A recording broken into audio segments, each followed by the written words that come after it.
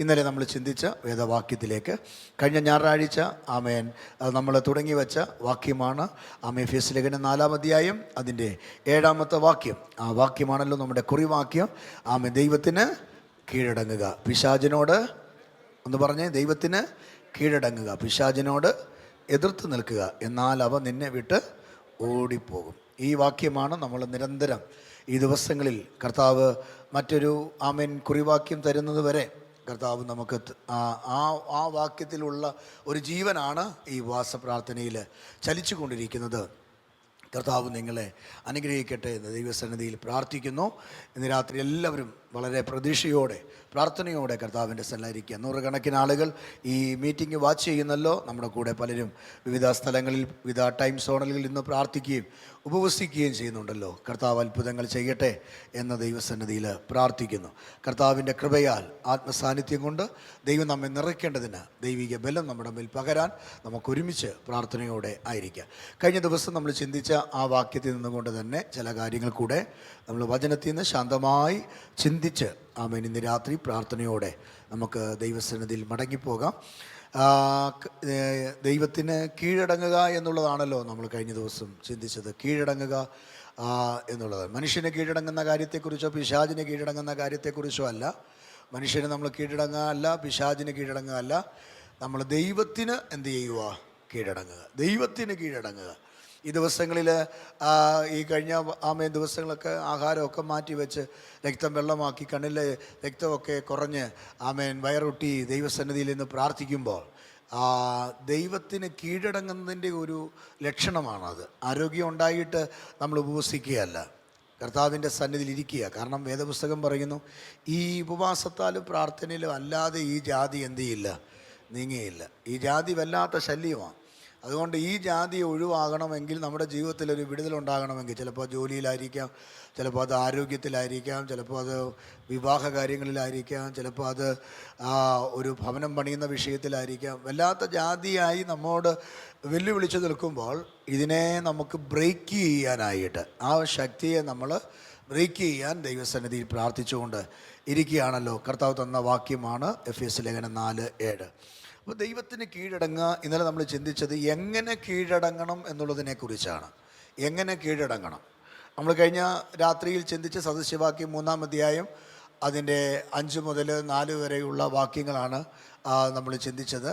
സദൃശവാക്യം പൂർണ്ണ ഹൃദയത്തോടെ ദൈവത്തിന് എന്ത് ചെയ്യണം? ആശ്രയിക്കണം. പൂർണ്ണ ഹൃദയത്തോടെ ദൈവത്തിൽ ആശ്രയിക്കണം. ഞാൻ ഇന്നലെ പറഞ്ഞ കാര്യങ്ങൾ പറഞ്ഞുകൊണ്ടിരിക്കാൻ ആഗ്രഹിക്കുന്നില്ല.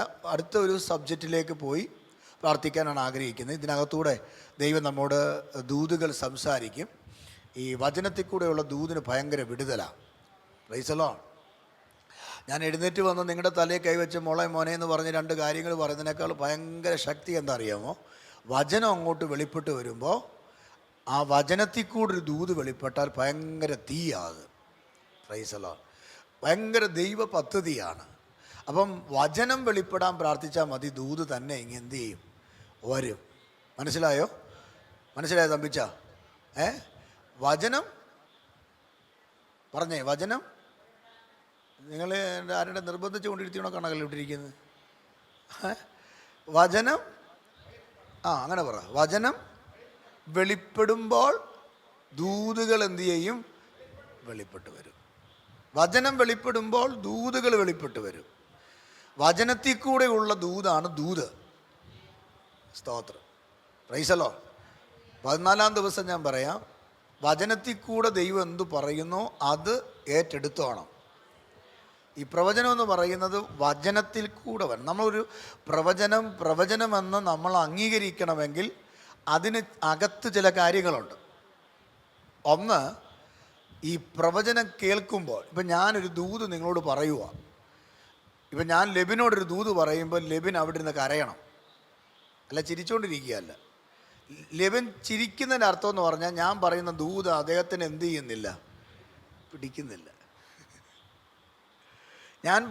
ഞാനൊരു ശക്തിയിലാണല്ലോ. ഈ ദൂതെന്ന് പറയുമ്പോൾ ദൈവം തരുന്നതാണല്ലോ. ഈ ദൂത് ഞാൻ അവനോട് പറയുമ്പോൾ അവൻ്റെ മനസ്സ് ഇളകണം. അപ്പം എന്നിൽ വ്യാപരിക്കുന്ന ശക്തി അവനിലേക്ക് വരും. അപ്പോൾ അങ്ങനെ വരുന്ന നമ്മൾ ഈ സോഷ്യൽ മീഡിയയിലൊക്കെ കണ്ടിട്ടില്ലേ, ഈ ദൂതൊക്കെ പറയുന്ന ആളുകളൊക്കെ ദൂത് പറയുന്നത് കണ്ടില്ലേ? ഈ ദൂത് പറയുന്ന കേൾക്കുന്ന ആളുകളെ നിങ്ങൾ കണ്ടിട്ടുണ്ടോ? ചിരിച്ചുകൊണ്ട് നിൽക്കുക. കാരണം വെച്ചാൽ അവരെ ഒന്നും ഇത് എഫക്റ്റ് ചെയ്യുന്നില്ല, അവരെ ഒന്നും എന്ത് ചെയ്യുന്നില്ല, എഫക്റ്റ് ചെയ്യുന്നില്ല. പക്ഷെ ദൂത് കേൾക്കുമ്പോൾ നിങ്ങളുടെ കണ്ണ് പൊടിഞ്ഞെങ്കിൽ അർത്ഥം നിങ്ങളോട് ദൈവം ഇടപെട്ടെന്നാണ്. അപ്പം പ്രവചനം കേൾക്കുമ്പോൾ നമുക്ക് എന്തോ വേണം? അനുതാപം വേണം, കരച്ചിൽ വേണം. അങ്ങനൊരു ടച്ചിങ് നമ്മുടെ മനസ്സിനോടുണ്ടെങ്കിൽ അത് യഥാർത്ഥ ദൂതാണെന്നതിൻ്റെ ഒരു തെളിവാണ്. ഇനി അതുകൊണ്ട് കാര്യമില്ല. ഈ പറയുന്നതിനകത്ത് ദൈവവചനം വേണം. എന്തോ വേണം? ദൈവവചനം വേണം. ദൈവവചനവുമായിട്ട് ബന്ധമില്ലാത്ത ദൂതല്ല. സ്തോത്രം. നിന്നെ ആനയാക്കാം, മാടാക്കാം, അവിടുന്ന് നിന്നെ പറിച്ച് വേറൊരു സ്ഥലത്ത് കൊണ്ടുപോകും. നിങ്ങളുടെ വീടിൻ്റെ ഇപ്പോഴത്തെ ആ കറുത്ത പെയിൻറ്റ് മാറ്റിയിട്ട് ഞങ്ങൾ വെള്ള അടിക്കുന്നത് കാണുന്നു. ഇതൊന്നും എന്തല്ല? ദൂതല്ല. സ്തോത്രം. ദൂത് എന്താ ചോദിച്ചാൽ പഴയ നിയമത്തിൽ, പ്രവചനം എന്താ ചോദിച്ചാൽ പഴയ നിയമത്തിലും പുതിയ നിയമത്തിലും ദൈവം വച്ചിട്ടുള്ള ഒരു മാനദണ്ഡമാണ്. എന്ന് പറഞ്ഞാൽ ഏറ്റവും കൂടുതൽ പഴയ നിയമത്തിലാണ് പ്രവാചകന്മാരെ നമ്മൾ കാണുന്നത്. എന്താണെന്ന് ചോദിച്ചാൽ ദൈവത്തിന് നേരിട്ടിറങ്ങി വന്ന് ഈ ജനത്തോട് പറയാൻ എന്ത് ചെയ്യില്ലായിരുന്നു? പറ്റത്തില്ല. കാരണം ഇത് അശുദ്ധമുള്ള പാളയമായിരുന്നു, അകൃത്യം നിറഞ്ഞ പാളയമായിരുന്നു. അതുകൊണ്ട് ദൈവം എന്ത് ചെയ്തു? മനുഷ്യരെ എടുത്ത് ഉപയോഗിച്ചു. അതുകൊണ്ടല്ലേ യെശയ്യാവിനെ ദൈവം എഴുന്നേൽപ്പിച്ചത്, ഇരമ്യാവിനെ ദൈവം എഴുന്നേൽപ്പിച്ചത്. യെശയ്യാവിൻ്റെ പുസ്തകം 1-ാം അധ്യായത്തിൽ വായിക്കുന്ന എന്തുവാ? കാള തൻ്റെ ഉടയവനെയും കഴുത തൻ്റെ യജമാനൻ്റെ പുൽത്തൊട്ടിയെയും അറിയുന്നു. ഇതാര് പറഞ്ഞ? ദൈവം പറയുക. കാളയില്ലേ, കാള തൻ്റെ യജമാനനെ എന്ത് ചെയ്യുന്നു? കഴുത തൻ്റെ പുൽത്തൊട്ടിയെ അറിയുന്നു. എന്ന് പറഞ്ഞാൽ മൃഗങ്ങൾക്ക് പോലും സുബോധം ഉണ്ടെന്ന്. അറിയുക എന്ന് പറഞ്ഞാൽ അങ്ങനല്ലേ, ബോധമുണ്ടെന്ന്. പക്ഷെ എൻ്റെ ജനം എന്നെ എന്ത് ചെയ്യുന്നില്ല. അവിടെയാണ് പ്രവാചകൻ എഴുന്നേറ്റ്. ഒരു കാലഘട്ടം, ദീർഘമായ ഒരു കാലഘട്ടം ദൈവവുമായിട്ട് ബന്ധമില്ലാതെ ദൈവത്തിന് കൊടുക്കേണ്ട ആരാധന, ദൈവത്തിന് കൊടുക്കേണ്ട മഹത്വം, സ്തോത്രം, മനസ്സിലാകുന്നുണ്ടോ? ദൈവത്തിന് കൊടുക്കേണ്ട സ്തുതി ദൈവത്തിന് കൊടുക്കാതെ ഒരു കാലഘട്ടം മുഴുവനും ദൈവത്തിൻ്റെ സ്വന്തം ജനമായിരിക്കുന്ന ഈ മക്കൾ ആരാണ്? ഇസ്രായേൽ ആർക്ക് കൊടുത്തു? അക്ഷരാപ്രതിഷ്ഠകൾക്കും ബാൽ വിഗ്രഹങ്ങൾക്കും കണ്ട കല്ലും മണ്ണും ഇതിനെല്ലാം എന്ത് ചെയ്തു? കൊടുത്തു. അപ്പോൾ ദൈവം എന്ത് ചെയ്യുന്നറിയാമോ? ഹൃദയം പൊട്ടി, ഞാനാണല്ലോ ഇവന് തീറ്റി കൊടുത്തേന്നൊരു ധാരണ ദൈവത്തിന് ഇവിടെ വരെ കൊണ്ടുവന്നല്ലോ, ആ മിസ്രൈമിൽ കിടന്ന ഇവനെ വലിച്ചു വാരി ഇവിടെ വരെ കൊണ്ടുവന്നല്ലോ എന്നൊരു ധാരണ ദൈവത്തിന് ഉണ്ടായിപ്പോയി. പക്ഷെ ദൈവത്തിന് കൈവിടാൻ പറ്റത്തില്ല. കാരണം ദൈവത്തിൻ്റെ സ്വന്തം മക്കളാണ്. നമ്മുടെ വീട്ടിലെ മക്കൾ അല്ലെങ്കിൽ ഒരു മോന് വഴി തെറ്റിപ്പോയാൽ നമ്മൾ പറയും വീട്ടിൽ തലവേദന, നാട്ടിൽ തലവേദന, കുടുംബത്തിൽ തലവേദന, പഠിക്കാൻ വിട്ടാൽ പഠിക്കാൻ പോകത്തില്ല, ജോലിക്ക് വിട്ടാൽ ജോലിക്ക് പോകത്തില്ല. ഇങ്ങനെ നടക്കുമ്പോൾ ഈ ചില അമ്മമാർ പറഞ്ഞ് കേട്ടിട്ടുണ്ട്, യോ ഇങ്ങനെ ഒരുത്തൻ എൻ്റെ വയറ്റിൽ പിറന്നല്ലോ. ഒരുപക്ഷെ നിങ്ങൾ കേട്ടിട്ടുണ്ടാകും. എന്നോട് പലരും വിളിച്ച് പറഞ്ഞിട്ടുണ്ട്, എൻ്റെ പൊന്നു പാസ്റ്റേ ഞാൻ അവനെ പ്രസവിച്ചല്ലോ എന്നായിപ്പോയത്. കാരണം പെറ്റതള്ള പോലും അങ്ങനെ പറയേണ്ട ഒരു ഗതികേട് എന്ത് ചെയ്തു വന്നു. ഇതേപോലെയാണ് ദൈവം ഇപ്പം കിടന്ന് സ്ട്രഗിൾ ചെയ്യുക ഈ വിഷയത്തിൽ. ഞാൻ ജനിപ്പിച്ചല്ലോ. കാരണം എന്തറിയോ? ദൈവത്തെ തിരിഞ്ഞുപോലും നോക്കുന്നില്ല. അവിടെ ദൈവത്തെ എന്ത് ചെയ്യുന്നില്ല? തിരിഞ്ഞുപോലും നോക്കുന്നില്ല. കാര്യം നടക്കാൻ വേണ്ടി മാത്രം ദൈവത്തിൻ്റെ അടുക്ക ചെല്ലും. കാര്യം നടക്കാൻ വേണ്ടി മാത്രം. അല്ലാത്ത സമയത്ത് ദൈവത്തെ തിരിഞ്ഞുപോലും നോക്കത്തില്ല. ആ സമയമാണ് ദൈവം പ്രവാചകനെ എഴുന്നേൽപ്പിച്ചിട്ട് ഈ മക്കളെ തിരിച്ചു പിടിക്കണ്ടേ, തിരിച്ചു പിടിക്കാൻ വേണ്ടി പ്രവാചകനെ എഴുന്നേൽപ്പിച്ചിട്ട് പറയുകയാണ്, യെശയ്യാവിനെ എഴുന്നേൽപ്പിച്ചിട്ട് പറയുകയാണ്, കാള തൻ്റെ ഉടയവനെ, കഴുത തൻ്റെ യജമാനൻ്റെ പുൽത്തൊട്ടിയെയും അറിയും. എൻ്റെ ജനമോ എന്നെ എന്ത് ചെയ്യുന്നില്ല. അങ്ങനെയാണോ വാക്യം? ഒന്ന് നോക്കിക്കേ, യെശയ്യാവ് 1 വായിച്ചേ. പാസ്റ്റർ പറഞ്ഞ കറക്റ്റാണോ നോക്കിക്കേ. കാള തൻ്റെ ഉടയവനെയും കഴുത തൻ്റെ യജമാനന്റെ പുൽത്തൊട്ടിയെയും എന്ത് ചെയ്യുന്നു? അറിയുന്നു. ഇസ്രായേൽ എന്ത് ചെയ്യുന്നില്ല? അറിയുന്നില്ല. അടുത്തത്, എന്റെ ജനം ഗ്രഹിക്കുന്നതുമില്ല. ആ ജനത്തിന്റെ ഇപ്പോഴത്തെ അവസ്ഥ എന്തോ അറിയാമോ? ഇതൊന്നും ഗ്രഹണമില്ല. ദൈവവചനം കൊടുത്തിട്ട് എന്ത് ചെയ്യുന്നില്ല? ഗ്രഹിക്കുന്നില്ല. കഴിഞ്ഞ ദിവസം ആരോണ്ട് പറഞ്ഞു, മനുഷ്യന് 2 ചെവി എന്തിനാ കൊടുത്തു? എനിക്കൊന്ന് സണ്ണിപ്പാസാന്ന് തോന്നുന്നു പറഞ്ഞ എന്നോട്. 2 ചെവി എന്തിനാ കൊടുത്തതെന്ന് ചോദിച്ചാൽ, ഒന്ന് ഇതിലേ കയറിയിട്ട് അതിലെ ഇറങ്ങിപ്പോകാനാണത്. അങ്ങനെ ഇടയ്ക്കിടയ്ക്ക് പുള്ളി ജോക്കൊക്കെ ഇടിക്കും. ഈ ഗ്രഹിക്കുന്നില്ല. ഗ്രഹിക്കാത്തതിൻ്റെ വേറൊരു കാര്യമുണ്ട്. വേദപുസ്തകത്തിനകത്ത് പത്രോസാന്ന് തോന്നുന്നു പറയുന്നത്, ഈ ലോകത്തിൻ്റെ ദൈവം അവിശ്വാസിയുടെ കണ്ണ് എന്ത് ചെയ്യുന്നു? കാരണം ഈ കേൾക്കുന്നത് എന്ത് ചെയ്യരുത്? ഗ്രഹിക്കരുത്. അത് വലിയ സബ്ജക്റ്റാണ്. കേൾക്കുന്നത് ഗ്രഹിക്കരുത്. കുഞ്ഞെ നീ നന്നാകണമെന്ന് പറയുമ്പോൾ ഗ്രഹിക്കുന്നില്ല. പ്രാർത്ഥിക്കണമെന്ന് പറയുമ്പോൾ എന്ത് ചെയ്യുന്നില്ല? പ്രാർത്ഥിക്കുകയില്ല. ആരാധിക്കണമെന്ന് പറഞ്ഞപ്പോൾ എന്ത് ചെയ്യുന്നില്ല? വചനം കൊടുത്തു കഴിയുമ്പോൾ അത് ഈ ചേമ്പലയിൽ വീണ വെള്ളം പോലെ എന്ത് ചെയ്യുക? അങ്ങ് പോവുക, തട്ടി നിൽക്കുന്നില്ല. ഇസ്രായേൽ മക്കളെ നോക്കിയിട്ട് ദൈവം പറയുകയാണ്, എൻ്റെ ജനം എന്നെ അറിയുന്നില്ലെന്ന് മാത്രമല്ല, ഞാൻ പറയുന്നൊന്നും അവർക്ക് എന്താവുന്നില്ല. കണ്ടോ ജനത്തിൻ്റെ അവസ്ഥ കണ്ടോ? അടുത്തെന്താണ്? അയ്യോ പാപമുള്ള ജാതി. ഇതാരാ അയ്യോ എന്ന് വിളിച്ച്? ദൈവം വിളിക്കുക. അയ്യോ, അത് നമ്മൾ കഴിഞ്ഞ ദിവസം ചിന്തിച്ചില്ലേ? റോമാലേഖനത്തിൽ പൗലോസ് ഒരു പ്രാർത്ഥിച്ചപ്പോൾ പറഞ്ഞു, അയ്യോ ഞാൻ അരിഷ്ട. ഇവിടെ യെശയ്യാവിൽ ആര് വിളിക്കുക? ആരാ വിളിച്ചേ? ദൈവം വിളിക്കുക. അയ്യോ പാപമുള്ള ജാതി, പാപമുള്ള ജാതി. അകത്യഭാരം ചുമക്കുന്ന. ഇവരിപ്പോ എന്തോ ചുമക്കൊണ്ട് നടക്കുന്നേ? അകൃത്യഭാരം ചുമ്മിക്കൊണ്ട് നടക്കുക. അകൃത്യഭാരം ചുമ്മിക്കൊണ്ട് നടക്കുക. സ്തോത്രം. വെറും ഭാരമല്ല. നമ്മളിന്ന് രാത്രിയിലൂടെ ഇരിക്കുമ്പോൾ ചില ഭാരം ചുമ്മിക്കൊണ്ടായിരിക്കുന്നത്. 14 ദിവസം പാസ്റ്റർ ആഹാരം കഴിക്കാതെ വെള്ളം മാത്രം കുടി ചില ഭാരം ചുമ്മിക്കൊണ്ടിരിക്കുക. പക്ഷെ ഇവിടുത്തെ ജനം ആ ഭാരമല്ല. ആ ഭാരത്തിൻ്റെ ഫ്രണ്ടിൽ ഒരു വാലൂടുണ്ട്. അകൃത്യഭാരം ചുമന്നുകൊണ്ട് നടക്കുക. ആർക്കാ ഇന്ന് രാവിലെ എഴുന്നേക്കും ചെന്ന് ഇന്ന് ആർക്കാ 2 പണി കൊടുക്കുന്നത്? ഇന്നൊരു സുഖമില്ലായിരുന്നു. ആർക്കും 2 പണി എന്ത് ചെയ്യില്ല? വൈകിട്ട് പറയും, ഞാൻ ആർക്കും 2 പണി. ഇന്നൊരു സുഖം ഇല്ലായിരുന്നു. കണ്ടൊരാൾ പറഞ്ഞത്, എത്ര നാളായി ഒരു അടി കണ്ടിട്ടെന്ന്.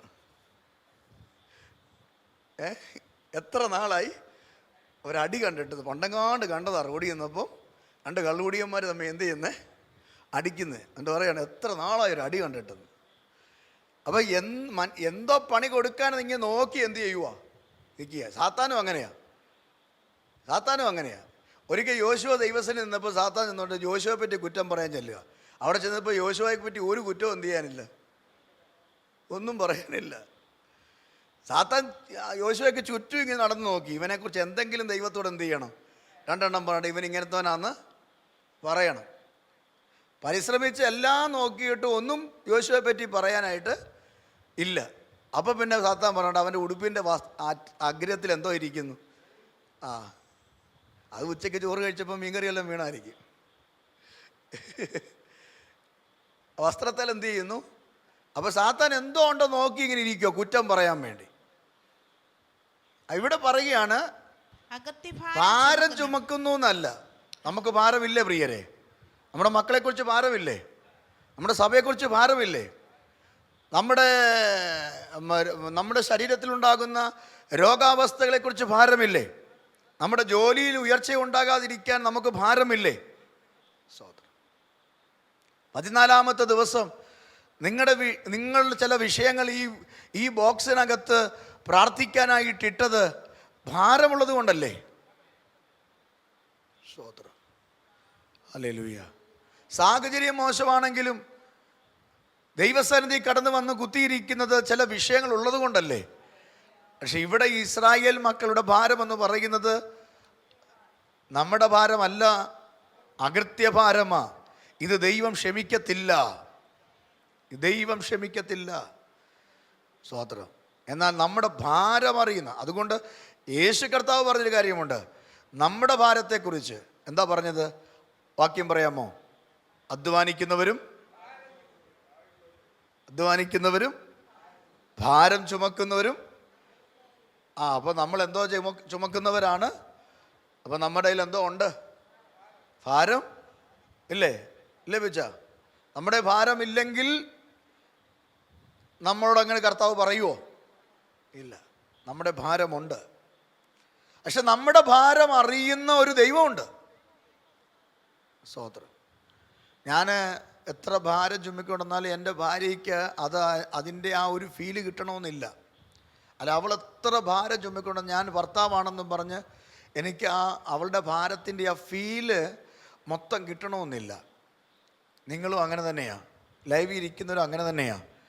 പക്ഷേ നമ്മുടെ ഭാരം അറിയാൻ ഈ ലോകത്തിൽ ആരുമില്ലെങ്കിലും, ഹല്ലേലൂയ, നമ്മുടെ കൂടെ ഇരുന്ന് മുട്ടുമടക്കി പ്രാർത്ഥിക്കാൻ, ഒരു നേരം സ്തോത്രം ചെയ്യാൻ നമുക്കാരുമില്ലെങ്കിലും, ഹല്ലേലൂയ, ഒരുപക്ഷെ നിനക്ക് ഇറച്ചിയും മീനും വാങ്ങിച്ച് ചുരിദാർ വാങ്ങിച്ച് സാരി വാങ്ങിച്ച് തരുന്ന നിൻ്റെ ഭർത്താവ് നിൻ്റെ കൂടെ ഇരുന്ന് പ്രാർത്ഥിക്കാൻ, നിൻ്റെ ഭാരം ചുമക്കാനില്ലെങ്കിലും, നിൻ്റെ ഭാര്യ നിൻ്റെ കൂടെ ഇല്ലെങ്കിലും, ഭർത്താവ് കൂടെ ഇല്ലെങ്കിലും, നിങ്ങൾ ജന്മം കൊടുത്തതിൻ്റെ മക്കൾ നിങ്ങളുടെ ഭാരം അറിയേണ്ടതുപോലെ അറിയാൻ നിങ്ങളുടെ കൂടെ ഇല്ലെങ്കിലും, ഞാൻ ഈ വാക്ക് പറയുമ്പോൾ വെറുതെ അല്ല, ഇത് കേൾക്കുമ്പോൾ ഉള്ളുരുകി കരയുന്നവർ ഈ ശബ്ദം കേൾക്കുന്നുണ്ട്.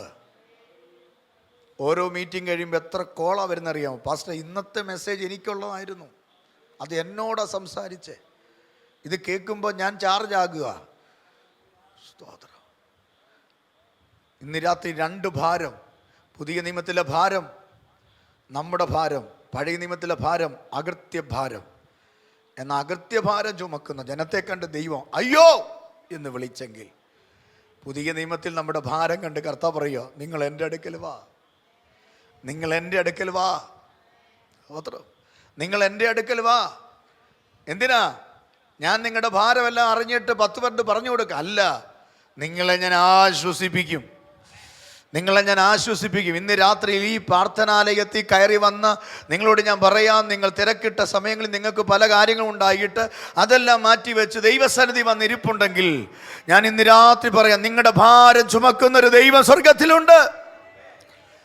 അത് ദൈവത്തിൻ്റെ മുമ്പിൽ പ്രസാദകരമാണെങ്കിൽ, ഹല്ലേലൂയ, വേദപുസ്തകം പറയുന്നു, പിതാവ് മഹത്വം എടുക്കേണ്ടതിന് പുത്രനെ കൂടെ അത് നടത്തി തരും. അത് പിതാവ് മഹത്വം എടുക്കേണ്ട ഭാരമായിരിക്കണം. പക്ഷേ യെശയ്യാവിൽ കാണുന്നത് പിതാവിന് മഹത്വം എടുക്കേണ്ട ഭാരമല്ല. പിതാവിന് മഹത്വം എടുക്കേണ്ട ഭാരമാണെങ്കിൽ അത് ആരിൽ കൂടെ നൽകി തരും? പറ, ആരിൽ കൂടെ തരും? പാസ്റ്ററിൽ കൂടെയാണോ? അല്ല, യേശുവിൽ കൂടെ നിങ്ങൾക്ക് തരും. ഉറപ്പുണ്ടോ? സന്തോഷമുണ്ടോ? യേശുവിൽ കൂടെ നിങ്ങൾക്ക് നിങ്ങളുടെ ഭാരം എന്ത് ചെയ്യും? മാറും. പക്ഷെ അകൃത്യഭാരം പിതാവ് മഹത്വം എടുക്കേണ്ട ഭാരം അല്ല. പിതാവ് കരയുക. സഹോദരൻ, പിതാവ് കരയുക. അയ്യോ, എന്തോ വാക്യം? അയ്യോ, പാപമുള്ള ജാതി, അകൃത്യഭാരം ചുമക്കുന്ന ജനം. അടുത്തത് ദുഷ്പ്രവൃത്തിക്കാരുടെ സന്തതി. എന്താണ് ദുഷ്പ്രവർത്തിക്കാരുടെ സന്തതി? അടുത്തത് വഷളായി നടക്കുന്ന മക്കൾ. അവരെങ്ങനെ നടക്കുന്നേ? വഷളായി നടക്കുന്നു. നിങ്ങളുടെ കുഞ്ഞുങ്ങൾ വഷളായി നടക്കാത്തതിന് സ്വത്രം പറഞ്ഞാട്ടെ. പണം കാണത്തില്ല, വലിയ ജോലിയൊന്നും കാണത്തില്ല, വലിയ നീക്കിവാക്കിയൊന്നും കാണത്തില്ല, പക്ഷേ കർത്താവിൻ്റെ കൂടെ നടക്കുന്നത് കൊണ്ട് സ്വത്രം പറഞ്ഞാട്ടെ. അടുത്തത് അവർ യഹോവയെ ഉപേക്ഷിച്ച്. അവരുടെ കുഴപ്പം എന്താ അറിയോ? അവരാരെ ഉപേക്ഷിച്ചു? 14-ാം ദിവസം ഞാൻ ദൈവാത്മാവിൽ പറയാം, ചർച്ചിനകത്തിരിക്കുന്ന പ്രിയപ്പെട്ടവരോടും ഞാൻ പറയാം, ലൈവിൽ കേൾക്കുന്നവരോടും ഞാൻ പറയാം, ഇതാണ് ഈ പ്രാർത്ഥന കേൾക്കുന്ന ദൂതുകളൊക്കെ. ഈ പ്രാർത്ഥനയ്ക്ക് ആമേൻ ഹല്ലേലൂയ 40 ദിവസത്തെ ഒരു പോസ്റ്റ് കണ്ടെന്നാൽ പിന്നെ പ്രാർത്ഥിക്കാനിരിക്കാം, എന്തെങ്കിലും ദൂത് കേൾക്കും. ആമേൻ ദൈവസന്നിധി പറയാം, ഇതാ ദൂത്, ഇതാ ദൂത്. നിങ്ങളുടെ സാലറി വർദ്ധിപ്പിക്കുമെന്നോ നിങ്ങളുടെ ഇപ്പോഴത്തെ ജോലി മാറി വേറൊരു ജോലി തരുമെന്നൊന്നും ഇവിടെ പറയത്തില്ല. അത് പ്രതീക്ഷിച്ച് നിങ്ങൾ അറ്റൻഡ് ചെയ്യണ്ട. പക്ഷേ ഇന്ന് രാത്രി കർത്താവ് പറയുന്ന ദൂത് കേൾക്കണം. എന്താ ദൂത്? വായിച്ചേ. അവർ യഹോവയെ ഉപേക്ഷിച്ച് അവരെന്ത് ചെയ്തു? ആരെ ഉപേക്ഷിച്ചു? മിസ്രയീമീന്ന് ആമെ കൊണ്ടുവന്ന ദൈവത്തെ അവരെന്ത് ചെയ്തു? ഉപേക്ഷിച്ചു. അവിടെ കിടന്ന് നിലവിളിക്കുകയായിരുന്നു. ചാട്ട കൊണ്ട് അടി കൊണ്ട് കട്ടച്ചുളയിൽ കിടന്ന് പണിയെടുത്തപ്പോൾ യഹോവേന്ന് വിളിച്ചു. പക്ഷെ മനസ്സലിയുന്ന ദൈവം എന്ത് ചെയ്തു? നിലവിളി കേട്ടു. അതുകൊണ്ടാണ് മോശയോട് പറഞ്ഞത്, എൻ്റെ ജനത്തിൻ്റെ കഷ്ടത ഞാൻ കണ്ടു, അവരുടെ നിലവിളി ഞാൻ കേട്ടിരിക്കുന്നു. നോക്കിക്കേ, കഷ്ടത കണ്ടു, നിലവിളി കേട്ടു എന്നല്ല, കഷ്ടത കണ്ടു 2 പ്രാവശ്യം ആവർത്തിച്ച് പറയുന്നു. എന്നാൽ നിലവിളി കേട്ടെന്ന് പറയുന്നു. നമ്മുടെ കർത്താവ് നമ്മൾ പറയുന്നത് കേൾക്കുന്നതിനേക്കാൾ കൂടുതൽ നമ്മൾ അനുഭവിക്കുന്നത് കാണുന്നൊരു ദൈവമാണെന്ന് ഇന്ന് രാത്രി വിശ്വസിക്കുന്നെങ്കിൽ സ്തോത്രം ചെയ്യ്. അതിന് കർത്താവ് ആവർത്തിച്ച് പറയുക, യഹോവ ഞാൻ കണ്ടു കുഞ്ഞേ, ഞാൻ കണ്ടു. ആമേൻ. നമ്മളൊരു കാര്യം സത്യം ചെയ്യുമ്പോൾ അത് 2 പ്രാവശ്യം പറയും. ആണയിടുന്നത് 2 പ്രാവശ്യം പറയും. സ്തോത്രം. ഇവിടെ കർത്താവ് സത്യം ചെയ്യുക, നിങ്ങളുടെ നിലവിളി ഞാൻ എൻ്റെ കാതി കേട്ടതിനേക്കാൾ കൂടുതൽ ഞാൻ എന്ത് ചെയ്തു? നമ്മളെ കാണുന്നൊരു ദൈവമുണ്ട്. നമ്മളെ കാണുന്ന ഞാൻ അടുത്ത വാക്യത്തിലേക്ക് എനിക്ക് കയറാൻ പറ്റുന്നില്ല. നിങ്ങളെ കാണുന്നൊരു ദൈവമുണ്ട്. ഒരുപക്ഷെ ആരും നിങ്ങളെ കാണുന്നില്ലായിരിക്കും. നിങ്ങളുടെ ഏങ്ങല്, നിങ്ങളുടെ വേദന, നീ ബെഡ്റൂമിൽ കിടന്ന് കരയുന്നത്, കിച്ചണിൽ അങ്ങോട്ടും ഇങ്ങോട്ടും കിടന്ന് കരഞ്ഞത്, ഹല്ലേലൂയ, ഭർത്താവിൻ്റെ കുത്തുവാക്ക്, ഭാര്യയുടേതായ ഹല്ലേലൂയ കുത്തുവാക്കുകൾ, ജീവിതത്തിൽ അമ്മ പ്രതീക്ഷിക്കാത്ത ചില നൊമ്പരങ്ങൾ, വേദനകൾ ഒക്കെ കയറി വരുമ്പോൾ നീ കിടന്ന് സ്ട്രഗിൾ ചെയ്യുന്നു, നീ കിടന്ന് കഷ്ടപ്പെടുന്നത്, ഹല്ലേലൂയ, കർത്താവ് എന്ത് ചെയ്യുന്നുണ്ട്? കാരണം എൻ്റെ ദൈവത്തിൻ്റെ പ്രത്യേകത, അവന് കണ്ണുണ്ടെങ്കിൽ അവൻ എന്ത് ചെയ്യുന്നു? കാണുന്നു. എന്നാൽ സങ്കീർത്തനക്കാരൻ പറയുന്നു, അവരുടെ ദൈവമോ കണ്ണുണ്ടെങ്കിൽ കാണുന്നില്ല, ചെവിയുണ്ടെങ്കിൽ കേൾക്കുന്നില്ല, കൈയുണ്ടെങ്കിൽ സ്പർശിക്കുന്നില്ല. സ്തോത്രം. അവനെ വെച്ചെടുത്ത് തന്നെ അവൻ എന്ത് ചെയ്യുന്നു? പിന്നെ എടുത്തുകൊണ്ട് പോയി തേച്ച് കുളിപ്പിച്ച് പിന്നെ എന്ത് ചെയ്യണം? തിരികെ കൊണ്ടുവരണം. വൈകിട്ട് ഉറക്കണം, രാവിലെ എന്ത് ചെയ്യണം? എഴുന്നേൽപ്പിക്കണം. എന്നാ ബുദ്ധിമുട്ടാന്ന് നോക്കി. പക്ഷെ നമ്മുടെ ദൈവത്തിൻ്റെ പ്രത്യേകത നോക്കിയേ, ഇതൊന്നും ചെയ്യണ്ട, നമ്മുടെ കൂടെ നിൽക്കുകയാ, നമ്മുടെ എല്ലാം കണ്ടുകൊണ്ട്. ഹല്ലേലൂയ, ഇത്ര നല്ലൊരു ദൈവത്തെ കിട്ടിയത് കൊണ്ട് സ്തോത്രം ചെയ്യ്. ആമേൻ. എൻ്റെ പ്രിയ ആമേൻ സഹോദരിമാരെ, പ്രിയ സഹോദരന്മാരെ, പിതാക്കന്മാരെ, മാതാക്കളെ, ഞാൻ പരിശുദ്ധാത്മാവിൽ പറയാം, നിങ്ങളെ ആരും കാണാനില്ലെങ്കിലും സ്വർഗത്തിലെ ദൈവം നിങ്ങളെ കാണുന്നുണ്ട്. ഒരുപക്ഷേ ഈ ചർച്ചിൽ എന്നെ കൊണ്ടുവന്നത് നിങ്ങളുടെ കഷ്ടത കാണാനും പ്രാർത്ഥിക്കാനുമായിരിക്കും. ഒരുപക്ഷെ ബലഹീനനായ എനിക്ക് നിങ്ങളെ കാണേണ്ടതുപോലെ കാണാൻ കഴിഞ്ഞില്ലെന്ന് വന്നേക്കാം. പക്ഷെ ഭാരപ്പെടരുത്, സ്വർഗത്തിലെ ദൈവം കാണാതിരിക്കത്തില്ല. ആമേൻ, ആമേൻ, ഹല്ലേലൂയ, ഹല്ലേലൂയ. ഒറ്റയ്ക്ക് കരയുന്നില്ലേ? രാത്രിയുടെ ഏകാന്തതയിൽ എഴുന്നേറ്റ് കരയുന്നില്ലേ? കർത്താവേ, ഇന്നെങ്കിലും ഒരു മറുപടി, 14 ദിവസമായി ഒരു മറുപടി കിട്ടണം. കരയുന്നില്ലേ? എനിക്കിതൊക്കെ ഒന്ന് ആവേശത്തിൽ പ്രസംഗിക്കണമെന്നുണ്ട്, പക്ഷെ ശരീരത്തിൻ്റെ ബലഹീനത കൊണ്ട് ഞാൻ ഇങ്ങനെ നിൽക്കുന്നത്. പക്ഷെ എന്നാൽ ആ ദൂത് അതിൻ്റെ നിലയിൽ കർത്താവ് തന്നുകൊണ്ടിരിക്കുക. കാണുന്നൊരു ദൈവം. സ്തോത്രം. ആഗറിനോട് ദൈവം എന്താ പറഞ്ഞേ? മോളെ, നീ എഴുന്നേൽക്ക്, നിന്റെ പൈതലിൻ്റെ കരച്ചിൽ ഞാൻ കേട്ടു, അവൻ്റെ കിടപ്പ് ഞാൻ കണ്ടു, ആ നിലവിളി ഞാൻ കേട്ടു. ആഗറിൻ്റെ കൂടെ ഇപ്പം ആരുമില്ല. നേരത്തെ ആരുണ്ടായിരുന്നു? അബ്രഹാം ഉണ്ടായിരുന്നു, അബ്രഹാമിൻ്റെ ഭാര്യ സാറ ഉണ്ടായിരുന്നു. സ്തോത്രം. ദാസന്മാരും മല്ലന്മാരും ഒക്കെ ഉണ്ടായിരുന്നു. ഇപ്പം മരുഭൂമിയിൽ ആരാണ്? വേറെ ആരും ഇല്ല, വേറെ ആരുമില്ല. ഒറ്റയ്ക്ക് കരയുന്നവരോട് ഞാൻ പറയാം, അനാഥരോട് ഞാൻ പറയാം, വിധവമാരോട് ഞാൻ പറയാം, ഒറ്റപ്പെട്ടവരോട് ഞാൻ പറയാം, വീട്ടിൽ ഒറ്റപ്പെട്ടവർ ഞാൻ പറയാം. സ്വർഗമാകരനോട് പറഞ്ഞതുപോലെ 14-ാം ദിവസം നിങ്ങളോട് പറയുകയാ, എഴുന്നേറ്റ് പൈതൽ കിടക്കുന്നിടത്ത് നോക്ക്, അവന് കോരിക്കൊടുക്ക്. ഇന്ന് രാത്രിയിൽ 14-ാം ദിവസം നിന്നെ കാണുന്നൊരു ദൈവം തലമുറ കിടന്ന് മരുഭൂമി കിടന്ന് പിടയുന്നത് കണ്ടപ്പോൾ സ്വർഗം അടങ്ങിയിരുന്നില്ലമ്മേ. നീ പിടഞ്ഞ് നിലവിളിക്കുമ്പോൾ ആരടങ്ങിയിരിക്കത്തില്ല? ഓ സ്തോത്രം, സ്തോത്രം, സ്തോത്രം, സ്തോത്രം, സ്തോത്രം. അവിടെ നിന്നുകൊണ്ട് ഞാൻ ദൂത് പറയട്ടെ, നിന്റെ ഹൃദയം പിടയുമ്പോൾ, പ്രാർത്ഥനയിൽ നീ പിടയുമ്പോൾ, ഒറ്റയ്ക്കിരിക്കുമ്പോൾ നിന്റെ മനസ്സ് പിടയുമ്പോൾ, ഓ റാബാ ബാബാ, കൂടെയുള്ളവരാരും നിന്നെ കാണേണ്ടതുപോലെ കാണാതെ നിന്നെ കുറ്റപ്പെടുത്തിക്കൊണ്ടിരുന്നാലും നീ ഭാരപ്പെടരുത്. നിന്നെ കാണുന്നൊരു സ്വർഗമുണ്ട്. ആ ദൈവം അടങ്ങിയിരിക്കത്തില്ല. നിന്റെ വിഷയത്തിൽ ദൂതനെ ഇറക്കും.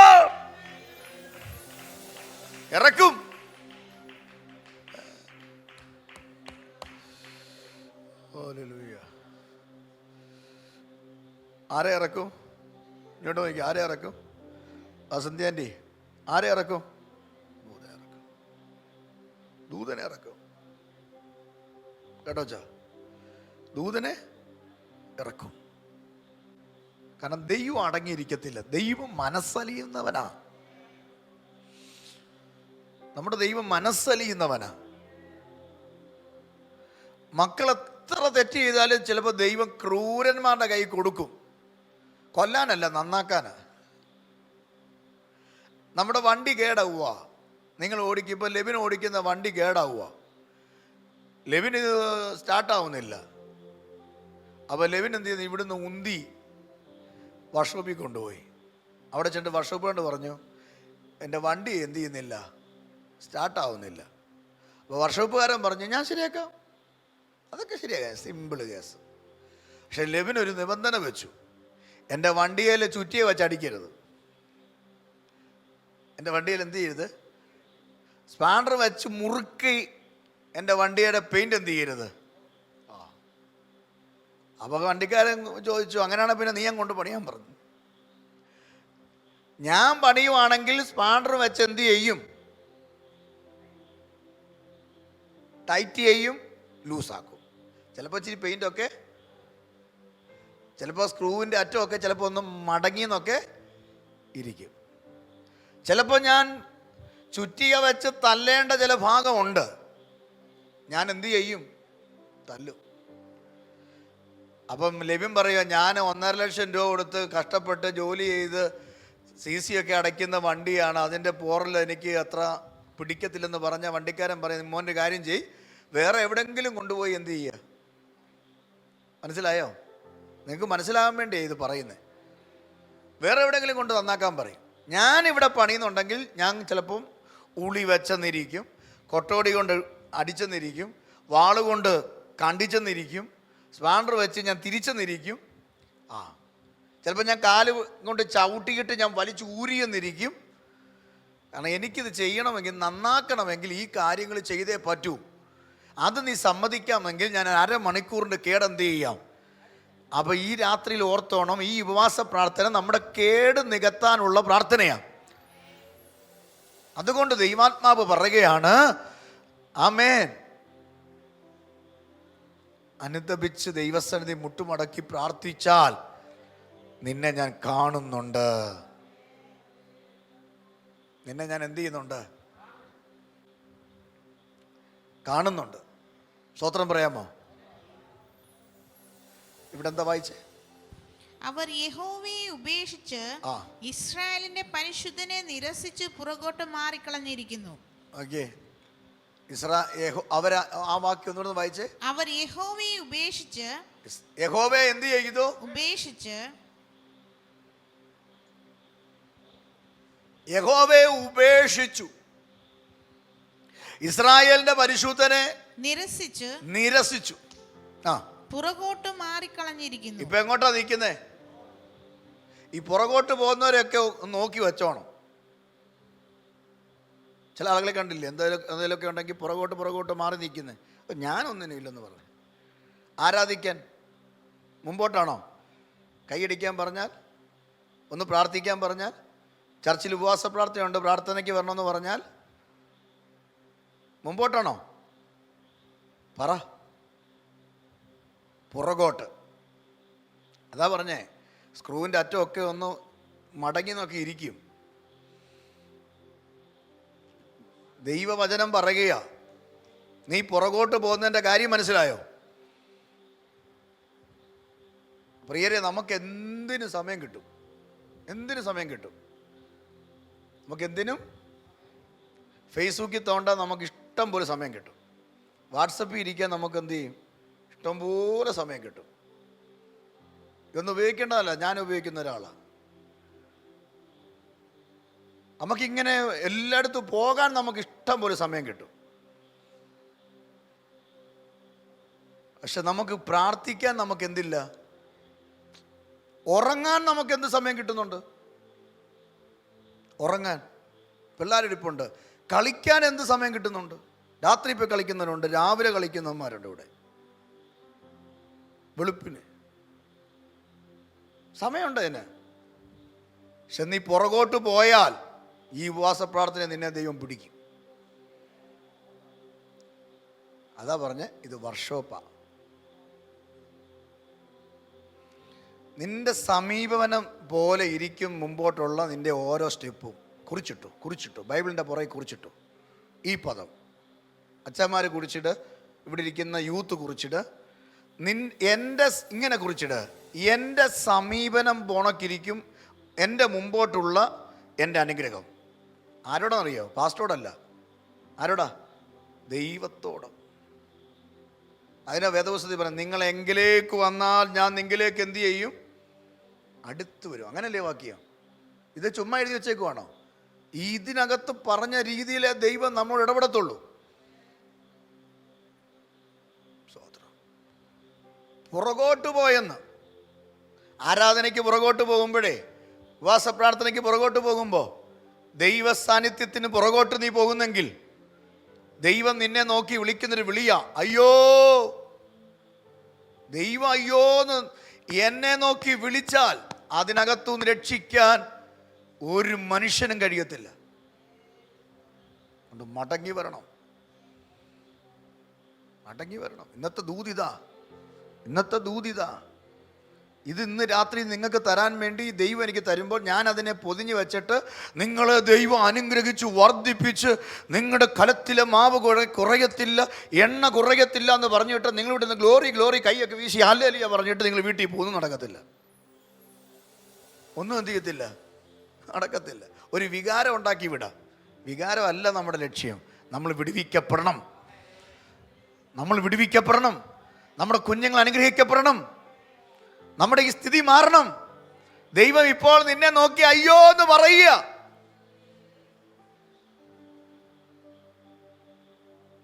ഞാൻ പറഞ്ഞ അയ്യോ എന്ന് പറയുന്നത് എവിടെയാ? ഞാൻ ഒരിക്കൽ പ്രസംഗിച്ചപ്പോൾ പറഞ്ഞതാ, ഒന്നുകൂടെ ഞാൻ ആവർത്തിക്കാം. അയ്യോ എന്ന് പറഞ്ഞ് കരയുന്ന എവിടെയാ? ഞാൻ ഉദാഹരണം പറഞ്ഞതോട് എടുത്ത് പറയാം. ഇപ്പം നമ്മളൊരു വീട് വാങ്ങിച്ചു, ഒത്തിരി നാൾ വാടകയ്ക്കാണ് കഴിഞ്ഞേ.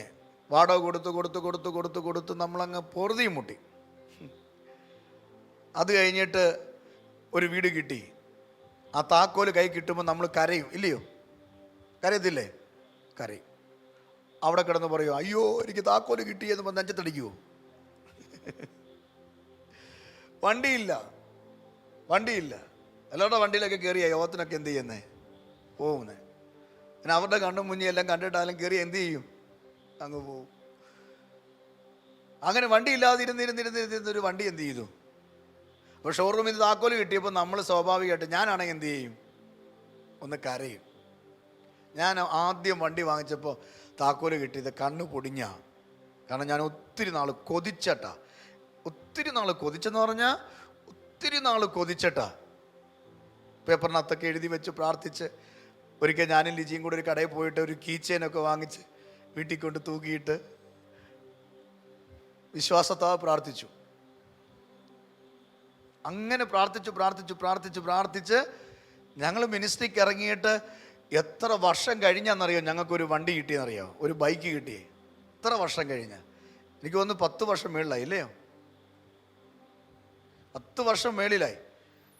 എൻ്റെ കൂടെയുള്ള ദേവദാസന്മാരൊക്കെ മാസയോഗത്തിനും ഹോസ്പിറ്റലിനൊക്കെ വരുമ്പോൾ സ്വന്തം കാറയിലൊക്കെ ബൈക്കിലൊക്കെ വരുമ്പോഴുണ്ടല്ലോ, ഞങ്ങൾ ഓട്ടോ വിളിച്ചൊക്കെയാണ് ചെല്ലുന്നേ.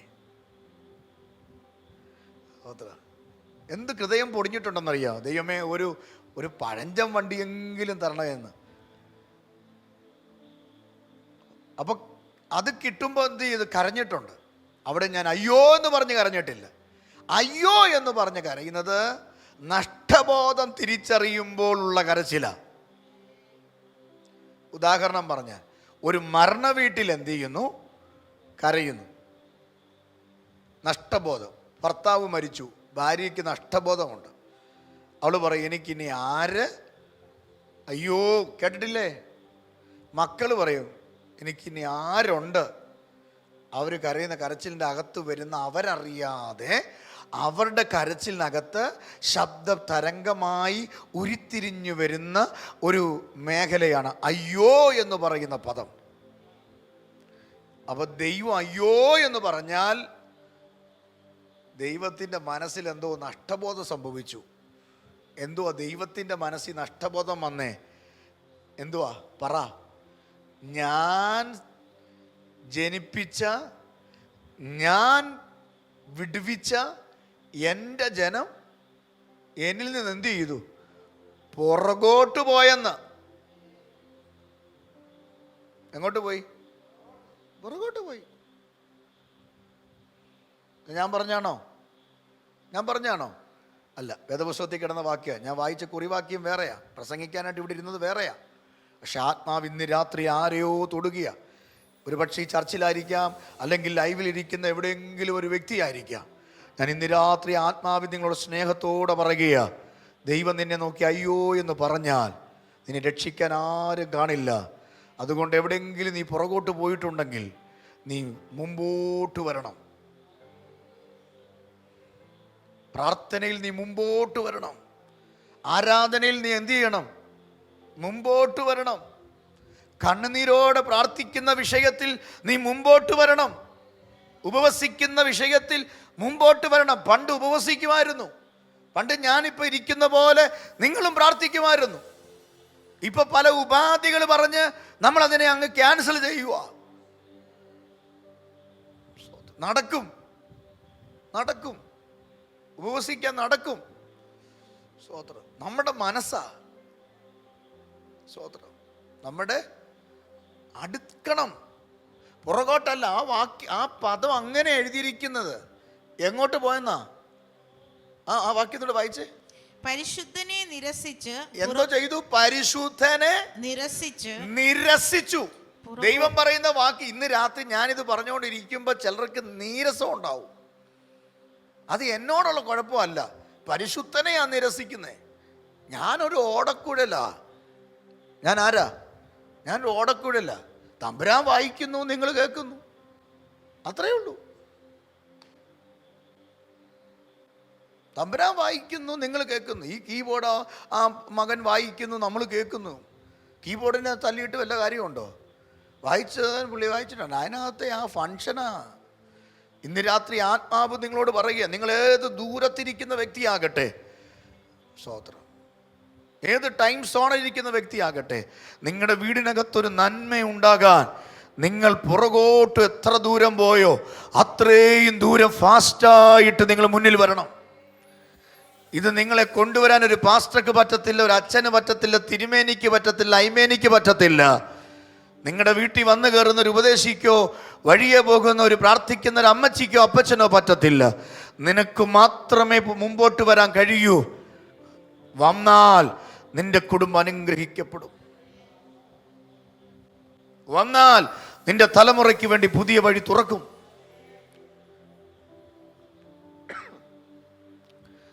പരിശുദ്ധനെ നീ നിരസിക്കരുത്.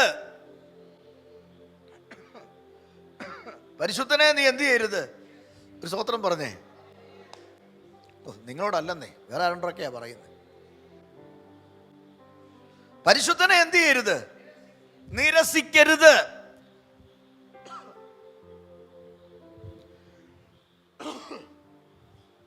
ഈ നിരസിക്കുക എന്ന് പറയുന്ന കാര്യം ഞാൻ പറയാം, തെളിവ് പറയാം.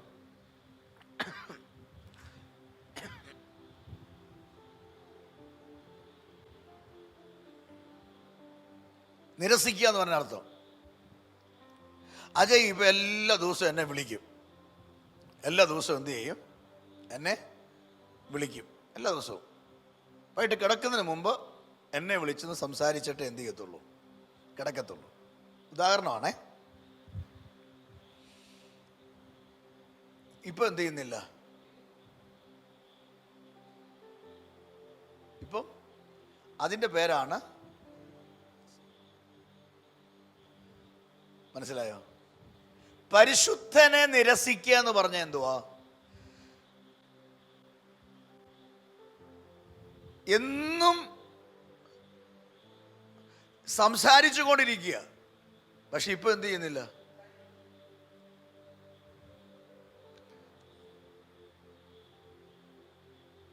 എന്ന് പറഞ്ഞാൽ ഇപ്പൊ പ്രാർത്ഥനയൊന്നും, സംസാരിക്കാന്ന് പറഞ്ഞാൽ എന്തുവാ? പ്രാർത്ഥനയല്ലേ? പ്രാർത്ഥനയാ. ഇപ്പൊ എന്തില്ല? പ്രാർത്ഥനയില്ല. കിടക്കുന്നതിന് മുമ്പ് എന്നെ വിളിക്കും, അതുപോലെ കിടക്കുന്നതിന് മുമ്പ് ആരെ വിളിക്കും? പരിശുദ്ധനെ വിളിക്കും. ഇപ്പൊ ഈ വിളി നിർത്തിയതിൻ്റെ അർത്ഥം നിരസിച്ചു, അല്ലെങ്കിൽ ഞാൻ വിളിക്കുന്നില്ല, നിരസിച്ചു. ദൈവത്തെ വിളിക്കുന്ന വിഷയത്തിൽ നിങ്ങൾ എന്ത് ചെയ്യരുത്? എല്ലാ ദിവസവും നിങ്ങൾ എന്ത് ചെയ്യണം? പ്രാർത്ഥിക്കണം. എല്ലാ ദിവസവും പ്രാർത്ഥിക്കണം. കറി എത്ര നല്ലതാണെങ്കിലും, ചിക്കൻ എത്ര നല്ലതാണെങ്കിലും, ഉപ്പില്ലെങ്കിൽ അത് കഴിക്കാനായിട്ട് കൊള്ളില്ല. ഉപ്പില്ലെങ്കിൽ കഴിക്കാൻ കൊള്ളത്തില്ല. കൊള്ളാമോ? ഈ സ്ഥാനമാണ് പ്രാർത്ഥനയ്ക്ക്. പരിശുദ്ധനെ നിരസിക്കാതെ ദൈവത്തോട് സംസാരിക്കണം. ദൈവത്തോട് എന്ത് ചെയ്യണം? ആമേൻ. അതിന് പ്രത്യേക സമയമൊന്നും വേണ്ട. നമുക്ക് നടക്കുമ്പോൾ സംസാരിക്കാം, ജോലി ചെയ്യുമ്പോൾ സംസാരിക്കാം, കുടുംബ പ്രാർത്ഥനയിൽ സംസാരിക്കാം, വ്യക്തിപരമായി സംസാരിക്കാം, നമ്മൾ വാഹനം ഓടിക്കുമ്പോൾ സംസാരിക്കാം. സ്തോത്രം. ഇവിടെ എന്താ ഈ ജനത്തിന് പറ്റിയേ? ഞാൻ പറഞ്ഞല്ലോ പ്രിയരെ, ആ കുറിവാക്യത്തിൽ നിന്നുകൊണ്ട് ഒന്ന് രണ്ട് കാര്യങ്ങൾ സംസാരിക്കാൻ ഞാൻ ഇന്ന് നോട്ട് ചെയ്ത് ഇന്നലെ ചിന്തിച്ച ബാക്കി ഭാഗം ചിന്തിക്കാനായിട്ടാണ് ഞാൻ ഇരുന്നത്. പക്ഷെ ആത്മാവെന്നെ ഈ ഭാഗത്തേക്ക് എന്നെ കൊണ്ടുപോയത്, ഇന്ന് രാത്രി ആരോടോ ദൈവം ചില കാര്യങ്ങൾ സംസാരിച്ച് ദൈവത്തെങ്കിലേക്ക് മടക്കി വരുത്താൻ ആഗ്രഹിക്കുന്നു. എത്ര ദൂരം നീ ഓടിപ്പോയോ അത്രമേൽ അടുത്തു വന്ന് ദൈവത്തോട് പറ്റിച്ചേർന്നാൽ വേഗത്തിൽ നിന്റെ വിഷയത്തിന് മറുപടിയുണ്ട്. ആമേൻ. അപ്പൊ വിഷയത്തിന് മറുപടി വേണോ? വിഷയത്തിന് മറുപടി വേണോ? പ്രാർത്ഥിച്ച വിഷയത്തിന് എന്തോ വേണോ? മറുപടി വേണോ? ഒറ്റ വഴിയേ ഉള്ളൂ. എത്ര ദൂരം നീ പുറകോട്ട് പോയോ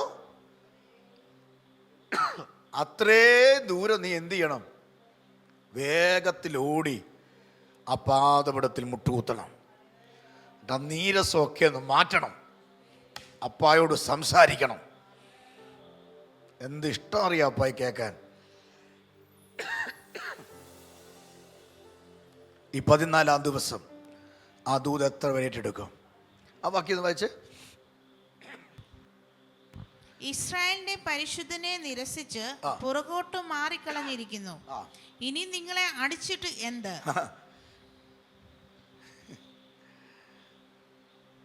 എടുത്ത് പറയാണ്, തമ്പുരാൻ പറയാ, ഇതിനൊക്കെ ഞാൻ എന്തോ വ്യാഖ്യാനിക്കണ്ടേ? ദൈവം പറയാ നിങ്ങളെ ഇനി അടിച്ചിട്ട് വലിയ കാര്യമൊന്നും. അന്നേരം ഉപദേശി ഇവിടുന്ന് പട്ടിണി ഇരിക്കുമോ? കർത്താവേ നന്നാക്കി തന്നെ. കർത്താവ് ഞാൻ അടിച്ചിട്ട് എന്നാ കാണിക്കാനാ?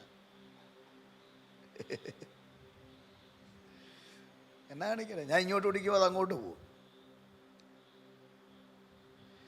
ഇനി നിങ്ങളെ അടിച്ചിട്ട് വലിയ കാര്യമൊന്നും. ഈ ചിലരെ അടിക്കാതെ വിട്ടേക്കുന്ന കാര്യം എന്താ അറിയോ? നമ്മൾ ഓർക്കും ദൈവം കണ്ണടച്ചതല്ല, മാറ്റി വെച്ചിരിക്കുക. അവസാനം തീക്കകത്ത് കൂട്ടിയിട്ട് കത്തിക്കാൻ. അടിച്ചിട്ടുണ്ടെങ്കിൽ നിങ്ങൾ രക്ഷപ്പെട്ടു. അടിച്ചിട്ടുണ്ടെങ്കിൽ, ഞാൻ തെറ്റിപ്പോകുമ്പോൾ ദൈവം എന്നെ അടിക്കുന്നില്ലെങ്കിൽ അതിനർത്ഥം ദൈവം എന്നെ സ്നേഹിക്കുന്നു എന്നല്ല. ദൈവം എന്നെ ന്യായവിധിക്ക് വേണ്ടി എന്ത് ചെയ്യുക? മാറ്റി വെച്ചിരിക്കുക. അല്ല, ഞാൻ തെറ്റുമ്പോൾ ദൈവം എന്നെ അടിച്ചാൽ സ്തോത്രം പറഞ്ഞോണം. മനസ്സിലായോ? അടി ഏത് നിലയിലാണെന്ന് നമുക്ക് പറയാൻ പറ്റത്തില്ല. ഏത് നിലയിലാണ് അടിക്കുന്നതെന്ന്. അത് തമ്പുരാൻ്റെ ഇഷ്ടമാണ്. പക്ഷെ ആ അടിയിൽ നമ്മൾ എന്ത് ചെയ്യരുത്? പിറുപിറുക്കരുത്, ദൈവത്തെ തള്ളിപ്പറയരുത്. തന്നോടുള്ള ഇഷ്ടത്തിൽ എത്ര ദൂരം പുറകോട്ട് പോയോ അത്രയും ദൂരം നീ മുമ്പോട്ട് വരണം. എൻ്റെ കൊച്ച് തെറ്റ് ചെയ്താൽ ഞാൻ എന്ത് ചെയ്യും? അടിക്കും. നല്ല അടി കൊടുക്കും. ചൂരിൽ വാങ്ങിച്ചു വെച്ചിട്ടുണ്ട്. നല്ല അടി കൊടുക്കും. പക്ഷെ ആ അടി എന്ന് പറഞ്ഞ് കൊല്ലാനല്ല. ആ അടി എന്തിനാ? നന്നാകാനാ. ഇവിടെ കർത്താവ് പറയുക, ഇനി നിങ്ങളെ അടിച്ചിട്ട് എന്നാ കാണിക്കാനാ? കാരണം കാള തൻ്റെ ഉടയവനെയും കഴുത തൻ്റെ യജമാനൻ്റെ പുലിത്തൊട്ടി എന്ത് ചെയ്യുന്നുണ്ട്? അറിയുന്നു. ഇവരെന്നെ എന്ത് ചെയ്യുന്നില്ല. പകരം ഇവരെത്രയോ ദൂരെ പുറകോട്ട് എന്ത് ചെയ്തു? പോയി. ഇന്ന് രാത്രി നമ്മൾ പ്രാർത്ഥിക്കാറില്ലേ? കർത്താവേ, പണ്ടത്തെ പോലെ കാലം തരണേ. പ്രാർത്ഥിക്കാറില്ലേ? പണ്ടത്തെ പോലെ അനുഗ്രഹം തരണേ. പ്രാർത്ഥിക്കാറില്ലേ? പക്ഷെ കർത്താവ് പറയുകയാണ്, മടങ്ങി വരണം. നിന്നെ ഇങ്ങനെ അടിച്ചിട്ട് വലിയ കാര്യമൊന്നുമില്ല. പക്ഷെ അടി കിട്ടിയാൽ സ്തോത്രം പറയണം. ഒരാമയം പറഞ്ഞ്. ചിലപ്പോഴൊക്കെ നമുക്ക് അടി കിട്ടാറില്ലേ? എത്ര അടി കിട്ടിയിട്ടുണ്ട്? ഇല്ലയോ? അയ്യോ, കയ്യും കണക്കുമില്ല അടി കിട്ടിയതിന്. വീട്ടിൽ നിന്നല്ല, തമ്പുരാൻ തൂക്കിയിട്ടടിച്ചിട്ടില്ലേ? എന്നെ അടിച്ചിട്ടുണ്ട്, തൂക്കിയിട്ടടിച്ചിട്ടുണ്ട്. കൈയെല്ലാം കൂടെ മേപ്പോട്ട് പിടിച്ച് കെട്ടിയിട്ട് തൂക്കിയിട്ടടിക്കുന്ന കണ്ടില്ലേ? ഓരടിച്ചിട്ടുണ്ട്. അടിച്ചാണ് ഇവിടെ കൊണ്ടിരുത്തിയിരിക്കുന്നത്. അടി കിട്ടിയിട്ട അടി എന്ന് പറഞ്ഞാൽ ഒന്നൊന്നര അടിയായിരുന്നു അത്. ആ അടിയാണ് ഇവിടെ. ഞാൻ കഴിഞ്ഞ ദിവസം പറഞ്ഞില്ലേ, നമ്മൾ നിന്നത് ദൈവത്തിൻ്റെ കൃപയാ. ഇത്ര കേട്ടത്? ദൈവത്തിൻ്റെ കൃപയാ. പണനഷ്ടം, മാനനഷ്ടം, സമയനഷ്ടം, ധനനഷ്ടം, ആമേൻ, രോഗം, കാലയില്, ഹാർട്ടേല്, ലിവറേല്, ഇതൊക്കെ വരുമ്പോൾ ഓർത്തോണം, ഇത് തമ്പുരാന്റെ അടിയാ. എന്തിനാ അടിച്ചേ? അടിക്കുന്നില്ലെങ്കിൽ അപ്പനുമായിട്ട് ബന്ധമില്ലെന്ന്. എൻ്റെ ചെറുക്കനെ എനിക്ക് ബന്ധമില്ലെങ്കിൽ ഞാൻ എന്നെ അടിക്കത്തില്ല. അവൻ എവിടെയെങ്കിലും പോയി നശിക്കട്ടെന്ന് ഞാൻ പറയും. പക്ഷെ ഞാൻ അവനെ സ്നേഹിക്കുന്നെങ്കിൽ ഞാൻ വടിയെടുക്കും. അടി കിട്ടിയൊരു സ്വത്രം പറഞ്ഞാട്ടെ. അല്ലേ ലൂയ. നമ്മളെല്ലാവരും എന്തോ വാങ്ങിച്ചവരല്ല, വാങ്ങിച്ചുകൊണ്ട് ഇരിക്കുന്നവരാ. അതിന് സ്വത്രം പറയണം. അതിനെന്ത് ചെയ്യണം? ആടിനെ കൊണ്ടുവന്ന് ആട്ടിടനെ കണ്ടിട്ടില്ലേ? വടി, രണ്ട് കാര്യങ്ങൾ അവൻ്റെ കയ്യിൽ. ഒന്ന് കോലുണ്ട്, മറ്റൊന്ന് എന്തോ വെച്ചാ വടിയുണ്ട്. കോലെന്തിനാ? ഉയർന്നു നിൽക്കുന്ന ആടിൻ്റെ തീറ്റ ഉയർന്നു നിൽക്കുന്നതിൻ്റെ ശിഖരങ്ങൾ വളച്ച് ആടിൻ്റെ അടുക്കലേക്ക് കൊടുക്കാൻ കോല്. അപ്പോൾ തമ്പുരാൻ്റെ വടി മാത്രമല്ല, ഇത്രയും അടിച്ചിട്ട് നമ്മുടെ അന്നം മുട്ടിയോ? എവിടെയെങ്കിലും പട്ടിണി കിടന്നോ? വണ്ടി എവിടെയെങ്കിലും ബ്രേക്ക് ഡൗൺ ആയി കിടന്നോ? പെട്രോൾ ഇല്ലാതെ കിടന്നോ? പെട്രോൾ ഇല്ലാതെ എത്ര വട്ടം ഓടിയിട്ടുണ്ട് നമ്മുടെ വണ്ടി? ഇല്ലയോ അജയ്? പെട്രോൾ ഇല്ലാതെ എനിക്ക് തോന്നുന്നു 2018 തോന്നുന്നു എൻ്റെ വണ്ടി ബൈക്ക് റിസർവേ കിടക്കുക. ഞാനും ലിജിയും കൂടെ, മോളില്ല, മോള് അവളുണ്ടായിരുന്നു. തിരുവല്ലായിൽ നിന്ന് എവിടെ പോയി? നമ്മൾ കോട്ടയം പോയി. റിസർവേ കിടക്കുക വണ്ടി. കോട്ടയം പോയി, അവിടെ നിന്ന് എരുമേലി പോയി, അവിടെ നിന്ന് റാന്നി പോയി, പിന്നെ തിരുവല്ലായി വന്നു. വണ്ടി പെട്രോൾ ഇല്ലാതെ ദൈവം ഓടിച്ചിട്ടില്ലേ? എവിടെയെങ്കിലും പട്ടിണി കിടന്നിട്ടുണ്ടോ? പട്ടിണി കിടന്നിട്ടുണ്ടോ? എത്ര അടി നമുക്ക് ദൈവം തന്നു, അടിച്ചിട്ട് നമുക്ക് തീറ്റി തന്നില്ലേ? അതാ നല്ല ഇടയൻ യേശു. കോലുകൊണ്ട് വളച്ച് ഉയരത്തിൽ നിൽക്കുന്നതിനെ നമുക്കൊടിച്ചിട്ട് തന്ന് നമ്മെ തൃപ്തിപ്പെടുത്തുന്ന ദൈവം. പക്ഷെ മറുസൈഡിൽ അവൻ്റെ ഇരിക്കുന്ന വടി കൊണ്ട് കൂട്ടത്തിലൊന്ന് തെറ്റിപ്പോയാൽ അതിനെ അടിച്ച് കൂട്ടത്തിൽ കയറ്റും. അപ്പം ഇടയനോട് പിണങ്ങി നിന്നിട്ട് വല്ല കാര്യമുണ്ടോ? ഇല്ല. ഇടയനോട് പിണങ്ങിയാൽ ഇടയൻ പിന്നെ അടിക്കും. അപ്പോൾ വടിയും കോലും, അതുകൊണ്ട് സങ്കീർത്തനായ വാക്യല്ലേ, എൻ്റെ വടിയും കോലും. അപ്പോൾ ഈ അടി എന്താ? പക്ഷെ ഇവിടെ ഇസ്രായേലിനെ പറ്റി പറയുക, എന്നെയൊക്കെ അടിച്ചിട്ട് എന്നാ കാണിക്കാനാണ്? ഒരു കാര്യവും ഒരു കാര്യവുമില്ല. ഈ അടി കിട്ടുമ്പോഴാണ് നമ്മൾ ദൈവസന്നിധി ഇരിക്കുന്നത്. ഞാൻ നിർത്താം. അടി കിട്ടുമ്പോഴാണ് വായിച്ച കുറിവാക്കി നമുക്ക് നാളെ രാവിലെ ചിന്തിക്കാം. ഇന്നിങ്ങനെയാണ് നിയോഗം കിട്ടിയേ. അപ്പം ഞാൻ ഒന്നുകൂടെ പറയാം, എത്ര ദൂരം നമ്മൾ പുറകോട്ട് പോയോ അത്ര ദൂരം നമ്മൾ മുമ്പോട്ട് വരണം, അല്ലെങ്കിൽ അടിക്കും. ഇവിടെ നിങ്ങളെ ഇനി അടിച്ചിട്ട് എന്നാ കാണിക്കാനാണെന്ന് സ്വർഗം ചോദിക്കുന്ന ഗതികേട് ദൈവത്തിന് വന്ന് നിൽക്കുക.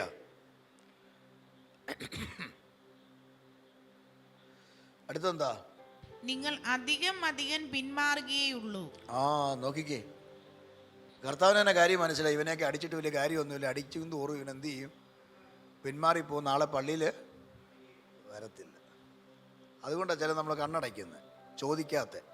നാളെ ഇവനെ കിട്ടത്തില്ലെന്നറിയാം. അപ്പം ദൈവത്തിന് അവിടെ ഒരു ഉൾഭയമുണ്ട്. അത് പിന്മാറിപ്പോയാൽ പോയതാ. ദൂത് കണ്ടോ, വചനം കണ്ടോ? പിന്മാറിപ്പോയാൽ എന്താ? പോയതാ. പിന്നെ എന്നെ പിടിച്ചാൽ എന്ത് ചെയ്യത്തില്ല. അതുകൊണ്ട് തമ്പുരാൻ ഇങ്ങനെ മിണ്ടാതെ ഇരിക്കുക. അടുത്തത്, തല മുഴുവനും ദീനവും. ഇപ്പൊ എന്തോ കുഴപ്പം? എന്തോ ഇപ്പൊ കുഴപ്പം? എന്തോ ദീനം. എത്ര ദൂരം നീ പുറകോട്ട് പോയോ അത്രയും ദൂരം നീ മുമ്പോട്ട് വരണം. സ്വത്രം. അടുത്തത്, തല മുഴുവനും ദീനവും ഹൃദയം മുഴുവനും രോഗവും പിടിച്ചിരിക്കുന്നു. നോക്കിക്കേ, തലയിൽ എന്തുവാ? ദീനം. ഹൃദയത്തിൽ എന്തുവാ? രോഗം. അത് ഞാൻ വ്യാഖ്യാനിക്കുന്നില്ല, ലൈവ് ഉള്ളതുകൊണ്ട്. ഹൃദയം ശരിയല്ലെന്ന്. ഹൃദയം എന്തല്ല? ചിന്തിക്കുന്നതും എന്തല്ല? ശരിയല്ല. നല്ലതൊന്നും ഇപ്പം എന്ത് ചെയ്യുന്നില്ല, ചിന്തിക്കുന്നില്ല. അതിനാ കർത്താവ് പറഞ്ഞ് അടിച്ചിട്ട് വലിയ കാര്യമൊന്നും, കാരണം ബോധമില്ലല്ലോ. അടുത്തത്, അടിതൊട്ട് മുടി വരെ ഒരു സുഖവുമില്ല. ഇപ്പൊ പറഞ്ഞു നടക്കുന്നത് എന്തോ അറിയാവോ? ഒരു സുഖവും. അച്ഛാ എന്നാണ്ട് അച്ഛൻ? എന്നാ പറയാൻ, ഇങ്ങനെ അങ്ങ് പോകും. ഒരു സുഖവും. മമ്മ ഇപ്പൊ എന്തുകൊണ്ട് എന്നാ പറയാനാ പാസേ? ഒരു സുഖവും ഇല്ല. ആ സുഖക്കേടിനകത്തൊരു അടി അങ്ങോട്ട് കിട്ടിയാലോ, അതിന് നന്ദി പറയണം. അതിനെന്ത് ചെയ്യണം? നന്ദി പറയണം. ഞാൻ എൻ്റെ ഫാദർ ഒരു സുവിശേഷനാണ്, നിങ്ങൾക്കറിയാമല്ലോ. ഒരു പാസ്റ്ററായിരുന്നു ചർച്ചിൻ്റെ. അദ്ദേഹം വലിയ സഭകളിലൊന്നും ഇരുന്നിട്ടില്ല. ഇന്നും സ്വന്തമായിട്ടൊരു ബൈക്ക്, ഒരു 2 വീലർ ഓടിക്കാനുള്ള ലൈസൻസ് ഒന്നും പുള്ളിക്കില്ല. ഒരു സാധാരണപ്പെട്ട ഒരു പാസ്റ്ററാണ്. ഒത്തിരി കഷ്ടവും പട്ടിണിയും ഒക്കെ അനുഭവിച്ച. ഞങ്ങൾ സ്കൂളിൽ പഠിക്കുന്ന സമയത്ത് ഞങ്ങൾക്ക് നല്ല ആഹാരങ്ങളൊന്നുമില്ല, നല്ല വസ്ത്രങ്ങളൊന്നുമില്ല. ഞാൻ കഴിഞ്ഞ ദിവസം പറഞ്ഞില്ലേ, നല്ല വസ്ത്രം ഇടാൻ കൊതിച്ച നാളുകളുണ്ടായിരുന്നു. അപ്പം അദ്ദേഹത്തിന് കൊടുത്ത 2 മക്കളാണ്. ഞാനും ഉണ്ട്, എൻ്റെ അനിയനും ഉണ്ട്. അവനോട് കർത്താവിൻ്റെ വേല ചെയ്യാൻ പറഞ്ഞാൽ അവൻ ചെയ്യത്തൊന്നുമില്ല. എനിക്കും താല്പര്യമില്ലായിരുന്നു ഈ ഒരു പരിപാടി. എൻ്റെ ആഗ്രഹം എന്താ അറിയാമോ? എൻ്റെ അപ്പന് വന്ന ഗതിയോടെ എനിക്ക് എന്ത് ചെയ്യരുത്. എൻ്റെ അപ്പൻ സുവിശേഷ വിലയ്ക്ക് വേണ്ടി ഇറങ്ങിയിട്ട് ഒന്നും സമ്പാദിച്ചിട്ടുമില്ല, ഒന്നും നേടിയിട്ടുമില്ല, കേരളത്തിന് പുറത്ത് പോയിട്ടില്ല, ഇന്ന് ഒരു ട്രെയിനേ കയറിയിട്ടില്ല. ചിലപ്പോൾ എൻ്റെ അപ്പം കേൾക്കുന്നുണ്ടായിരിക്കും. ഒരു ട്രെയിനേ കയറിയിട്ടില്ല, ഒരു ഫ്ലൈറ്റേ കയറിയിട്ടില്ല. വർഷങ്ങൾ കർത്താവിൻ്റെ വേല ചെയ്ത് റിട്ടയർഡുമായി. വേല ചെയ്ത് എല്ലാം മലമടക്കുകളില്ല. അങ്ങനെ കിടന്ന് കഷ്ടപ്പെട്ടതിൻ്റെ ഞാൻ ഇന്ന് ഇവിടെ ഫാസ്റ്റായിട്ടിരിക്കുന്നത്.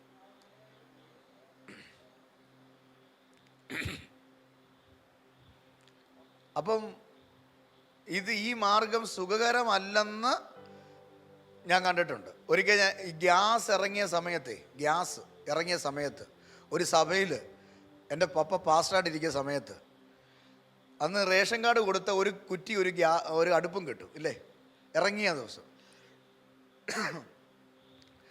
പാമ്പിടിച്ചും പോയിട്ട് ഒരു ഗ്യാസ് കുറ്റിയും വാങ്ങിച്ച് ഒരു അടുപ്പും വാങ്ങിച്ച് സന്തോഷത്തോടെ ഓട്ടോ വിളിച്ച് കോന്നിയിൽ നിന്ന് വാങ്ങിച്ച് ഇരിക്കുന്ന സഭയെ കൊണ്ടുവന്ന് പാസ്റ്റേജിൽ കൊണ്ട് കത്തിച്ചു. വെള്ളി ശനി ഞായറും കത്തിച്ചു. ഞായറാഴ്ച സഭയിലെ മൂപ്പർ എഴുന്നേറ്റ് സാക്ഷ്യത്തിന് സമയം പറഞ്ഞു, ഇവിടെ പറ്റത്തില്ല, പാസ്റ്റർമാർ കഷ്ടപ്പെട്ട് വേണം ജീവിക്കണം, വിറകടുപ്പ് വേണം കത്തിച്ചോണം എന്ന് പറഞ്ഞു. ഇതൊക്കെ കണ്ടിട്ടോ നമ്മൾ ഈ പണിക്കിറങ്ങി. ഇത് നല്ലതല്ലെന്ന് ഞങ്ങൾക്കറിയാം. എന്ന് പറഞ്ഞാൽ ഇത് സുഖിക്കാനുള്ള മാർഗം അല്ലെന്നറിയാം. നിന്ദയുണ്ട്, പരിഹാസമുണ്ട്, ചവിട്ട് കിട്ടും, തൊഴി കിട്ടും. അത് ഈ വേല ചെയ്യുന്നിടം വരെ ഉണ്ടെന്നറിയാം. അതുകൊണ്ട് ഈ ഒരു മാർഗം എന്ന് പറഞ്ഞാൽ ഈ ഒരു മാർഗമല്ല. ഈ സുവിശേഷ സഭാ പാസ്റ്റർ ഇതൊക്കെ എന്ന് പറഞ്ഞാൽ ഞങ്ങൾ ഒത്തിരി വെറുത്ത ഒരു മക്കളാണ്. കാരണം പട്ടിണി കിടന്ന് മടുത്തവരാണ് ഞങ്ങൾ. ചേമ്പുന്നാളിനകത്ത് ഉപ്പൊഴിച്ച് ചോറ് കൊണ്ടുപോയിട്ടുണ്ട്. സ്കൂളിൽ ഉച്ചയ്ക്ക് 1 മണിക്ക് സ്കൂളിൽ ബെല്ലടിക്കുന്ന സമയത്ത് എല്ലാവരും ഫുഡ് കഴിക്കുമ്പം വീട്ടിൽ പോകാമെന്നും പറഞ്ഞ് ഞാനങ്ങ് പോകും. എന്നിട്ട് റബ്ബർ തോട്ടത്തിൽ പോയിരിക്കും. അടുത്ത ബെല്ലടിക്കുമ്പോൾ കയറി വരും. കൂട്ടുകാരൻ ചോദിക്കും, വീട്ടിൽ പോയടാ? ഉണ്ണാൻ പോയാന്ന് പറയും. എവിടെ ഇരിക്കുകയായിരുന്നു? റബ്ബർ തോട്ടത്തിൽ. കാരണം വീട്ടിൽ പോയിട്ട് വലിയ കാര്യമൊന്നും ഇല്ല. അങ്ങനെ എൻ്റെ അപ്പം വേല ചെയ്ത്. പക്ഷേ ഇതിനകത്ത് ഞാൻ വന്നത് വേറെ മാർഗമില്ലാഞ്ഞിട്ടല്ല. ഒത്തിരി കാര്യങ്ങൾ ഞങ്ങളുടെ മുമ്പിൽ തെളിഞ്ഞു വന്നതാ. പക്ഷെ അടിച്ചു, അത് പറയാനാ വന്നേ. അല്ല കട്ടപ്പെട്ടതും പട്ടിണി കിടന്നതും പറയാനല്ല. അതൊക്കെ കർത്താവ് മാറ്റി. ഈ പുസ്തകം എടുത്ത് ആരെയും ദൈവം വെറുതെ വിട്ടിട്ടില്ല.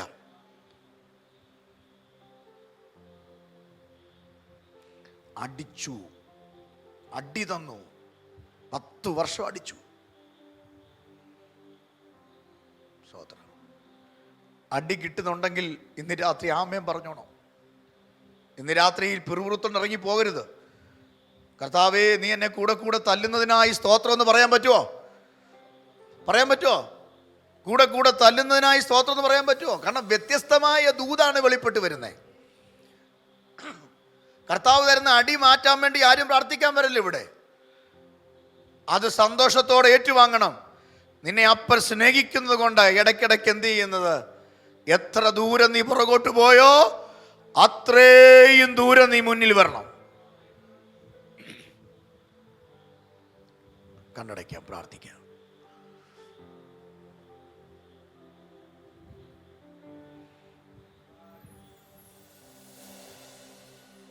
ഹല്ലേലൂയ.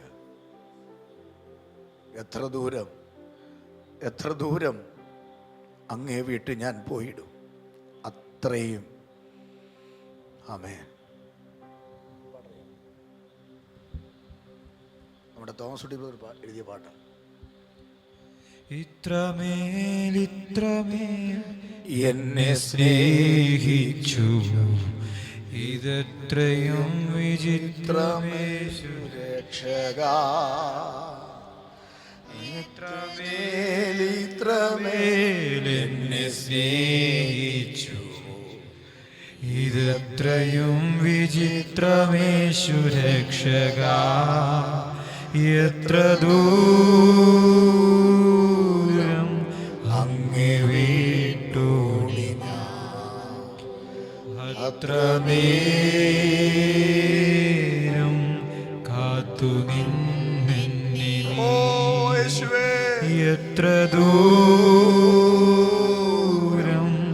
അങ്ങേ വിട്ടോടി അത്രമേലും കാത്തു നിന്നെന്നെ നീ. ഇത്രമേൽ എന്നെ സ്നേഹിച്ചു. ഇതെത്രയും വിചിത്രമേശു രക്ഷകാ. ഇത്രമേൽ ഒന്ന് പറഞ്ഞേ എന്നെ സ്നേഹിച്ചു. ഇതെത്രയും വിചിത്രമേശു രക്ഷകാ. എത്ര ദൂരം അങ്ങേ വിട്ടോടി അത്രമേലും കാത്തു നിന്നെന്നെ നീ. എത്ര ദൂരം നമ്മൾ അവനെ വിട്ടുപോയി, അത്രയും നേരം യേശു നമ്മളെ കാത്തു നിന്നെന്ന് ഇവിടെ തോമസ് ഉണ്ണിപ്പാസ് എഴുതിയ പാട്ടാ. അത്രയും നേരം നമ്മളെ കാത്തു നിന്നെന്ന്. നിന്നെ കാത്തു നിൽക്കുന്ന ഒരു ദൈവമുണ്ട്. നീ പിന്മാറി പോയിട്ടും, നീ ഇട്ടിട്ട് പോയിട്ടും, നീ അവന്റെ വാക്ക് കേൾക്കാതെ പോയിട്ടും, നിന്നെ വിട്ടു പോകാതെ തള്ളിപ്പറഞ്ഞു പോയ പത്രോസിനെ തേടി പിടിച്ചു ചെന്ന എൻ്റെ കർത്താവ് ഈ 14-ാം ദിവസം ദൈവാത്മാവ് പറഞ്ഞ ദൂത് ഞാൻ പറയുകയാ, നീ എത്ര ദൂരം പുറകോട്ട് പോയോ അത്രയും ദൂരം നിന്നെ കാത്തു നിൽക്കുന്ന ഒരു കർത്താവുണ്ട്. പോയിട്ടില്ല, നിന്നെ വിട്ടു പോയിട്ടില്ല. നീ അവനെ വിട്ടുപോയി, ഞാൻ അവനെ വിട്ടുപോയി, പക്ഷെ എൻ്റെ കർത്താവ് എന്നെ വിട്ടുപോയില്ല. നീ നിന്റെ സാഹചര്യം പറഞ്ഞ്, നിന്റെ പരിമിതി പറഞ്ഞ്, നിന്റെ ബിസി പറഞ്ഞ്, നിന്റെ തിരക്ക് പറഞ്ഞ് നീ മാറിപ്പോയി, പക്ഷെ നിന്നെ അവൻ കാത്തു നിൽക്കുകയായിരുന്നു.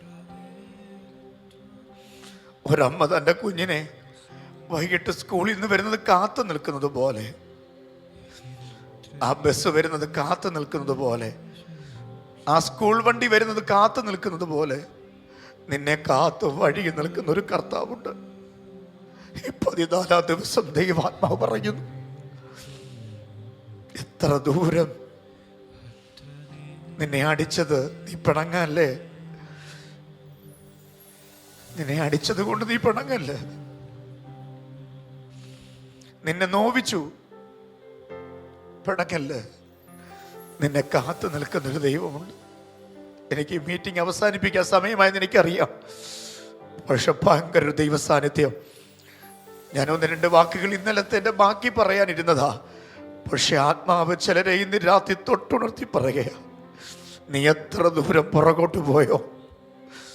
എൻ്റെ മൈൻഡിൽ പോലും ഈ വചനം എടുത്തോണ്ടിരിക്കുമ്പോൾ ഈ വാക്യം എൻ്റെ മൈൻഡിൽ പോലുമില്ല, പക്ഷെ ആത്മാവ് ഇന്ന് രാത്രിയിൽ നിന്നെ സ്നേഹിച്ചിട്ട് പറയുക, നീ എത്ര ദൂരം പുറകോട്ട് പോയോ കുഞ്ഞെ. അത്രയും നേരം നിന്നെ കാത്തു നിന്ന് നിന്റെ അപ്പനല്ല, നിന്റെ അമ്മയല്ല, നിന്റെ പാസ്റ്ററല്ല, നിന്റെ ഭാര്യ അല്ല, നിന്റെ ഭർത്താവല്ല, അപ്പ നിന്നെ കാത്തു നിൽക്കുക. നീ മടങ്ങി വാ, നീ ഒന്ന് മടങ്ങി വാ.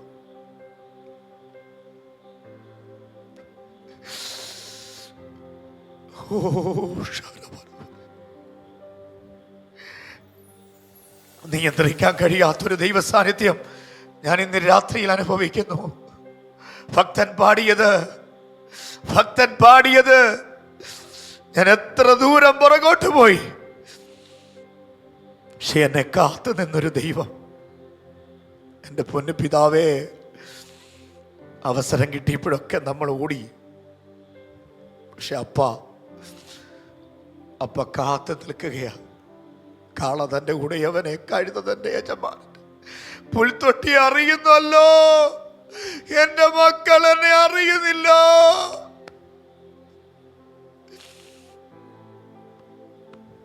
കണ്ണടച്ചു പ്രാർത്ഥിക്ക്. ഇന്ന് രാത്രി ഉപവാസ പ്രാർത്ഥനയല്ലേ, പിടിച്ചു നിർത്തേണ്ട സമയമല്ല. എല്ലാവരും ഒന്നും വന്നിട്ടില്ല. ഇന്ന് രാത്രി ദൈവം അയച്ചവർ മാത്രമേത്തുള്ളൂ. അതുകൊണ്ട് ഇന്ന് രാത്രി ഒന്നാമേൻ പറഞ്ഞ് സ്തോത്രം പറ. എത്ര ദൂരം നീ പുറകോട്ട് പോയി എൻ്റെ അച്ഛാ, നീ എത്ര ദൂരം പുറകോട്ട് പോയി. എൻ്റെ അമ്മാമേ, നീ എത്ര ദൂരം പുറകോട്ട് പോയി. എൻ്റെ കുഞ്ഞെ, നീ എത്ര ദൂരം പുറകോട്ട് പോയി. എൻ്റെ ദൈവദാസനെ, നീ എത്ര ദൂരം പുറകോട്ട് പോയി.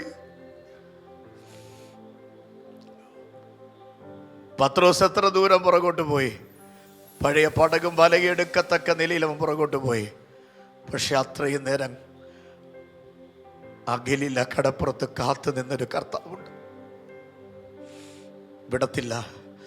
നിങ്ങളെ അങ്ങനെ വിടാൻ ദൈവം ആഗ്രഹിക്കുന്നില്ല. എവിടെയെങ്കിലും നീ ദൂരെ പോയിട്ടുണ്ടെങ്കിൽ ഇന്ന് രാത്രി മടങ്ങി വാ. നീ മടങ്ങി വരുമ്പോൾ നിന്റെ സ്ഥിതി മാറും. എത്ര ദൂരം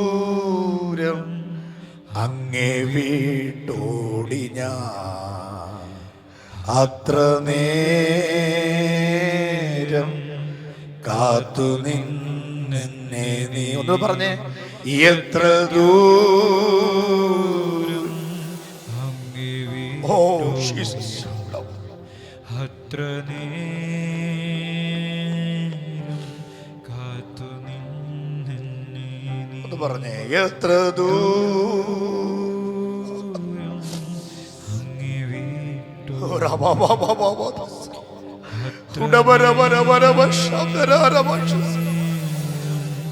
കാത്തു നിന്നെ എത്ര ദൂരം അങ്ങേ വീട്ടോടി ഞാൻ, അത്ര നേരം കാത്തു നിന്നെ. ചർച്ചിലിരിക്കുന്നവർക്ക് അത്യാവശ്യമായി പോകേണ്ടവർക്ക് പോകാം. പക്ഷെ ഞാൻ കുറച്ചു നേരം കൂടെ മുമ്പോട്ട് പോവുക. ഭയങ്കര ദൈവസാന്നിധ്യം ഇവിടെയുണ്ട്. സമയമായല്ലോ, പോകേണ്ടവർക്ക് പോകാം. ഞാൻ ലൈവിൽ കാണും. ഹല്ലേലൂയ. ഈ സാന്നിധ്യത്തെ എനിക്ക് നിർത്താൻ പറ്റത്തില്ല. ഇന്ന് രാത്രിയിൽ ചില കുടുംബങ്ങളോട് ദൈവാത്മാവ് സംസാരിക്കുക, ചില വ്യക്തികളോട് ദൈവാത്മാവ് സംസാരിക്കുക. ഞാൻ നല്ല മനസ്സോടെ പറഞ്ഞത്. നിങ്ങൾക്ക് പോകണമെങ്കിൽ നിങ്ങൾക്ക് പോകാം. ഇന്ന് രാത്രിയിൽ കേൾക്ക. പത്രോസ് അറിയുന്നില്ല എന്ന് പറഞ്ഞു പോയി. ഈ 14-ാം ദിവസം ദൈവസാന്നിധ്യത്തിനകത്ത് നിറഞ്ഞു നിൽക്കുകയാ. ചിലതിൻ്റെ മടങ്ങി വരവ് കർത്താവ് ആഗ്രഹിക്കുന്നു. ഇന്നലെ നീ അന്യഭാഷ പറഞ്ഞ് ആരാധിച്ചിട്ട്, ഇന്നലെ ദൈവത്തിൻ്റെ നന്മ അനുഭവിച്ചിട്ട്, ഇന്നലെ സ്വർഗീയ ദാനങ്ങൾ അനുഭവിച്ചിട്ട്, ജാതിക മണ്ഡലത്തിൽ വിഗ്രഹങ്ങളെയും അക്ഷരപ്രതിഷ്ഠകളെയും കല്ലിനെയും മണ്ണിനെയും മൂഖദൈവങ്ങളെയും ആരാധിച്ചു നടന്ന നിന്നെ ജീവനുള്ള ദൈവം നിന്നെ തേടിയെത്തി. ഈ സ്നേഹത്തിനകത്ത് നിന്നെ കൊണ്ടുവച്ചിട്ട് നിനക്കെല്ലാമായപ്പോൾ നിനക്ക് കയറിക്കിടക്കാൻ വീടും, യാത്ര ചെയ്യാൻ വാഹനവും, മക്കൾ അയച്ചു തരുന്ന ഡോളറും, മക്കൾ അയച്ചു തരുന്ന പൗണ്ടും, നിനക്ക് രാജ്യങ്ങളിൽ നല്ല ജോലിയും കിട്ടിയപ്പോൾ, നീ ബിസിയുള്ളതായി മാറിയപ്പോൾ, ഈ അപ്പായെ വിട്ട് നീ പോയത് എത്ര ദൂരം നീ പുറകോട്ട് പോയി, അത്രയും ദൂരം നീ മുമ്പോട്ട് വാ. എനിക്ക് പൊട്ടിക്കരയണമെന്നുണ്ട്.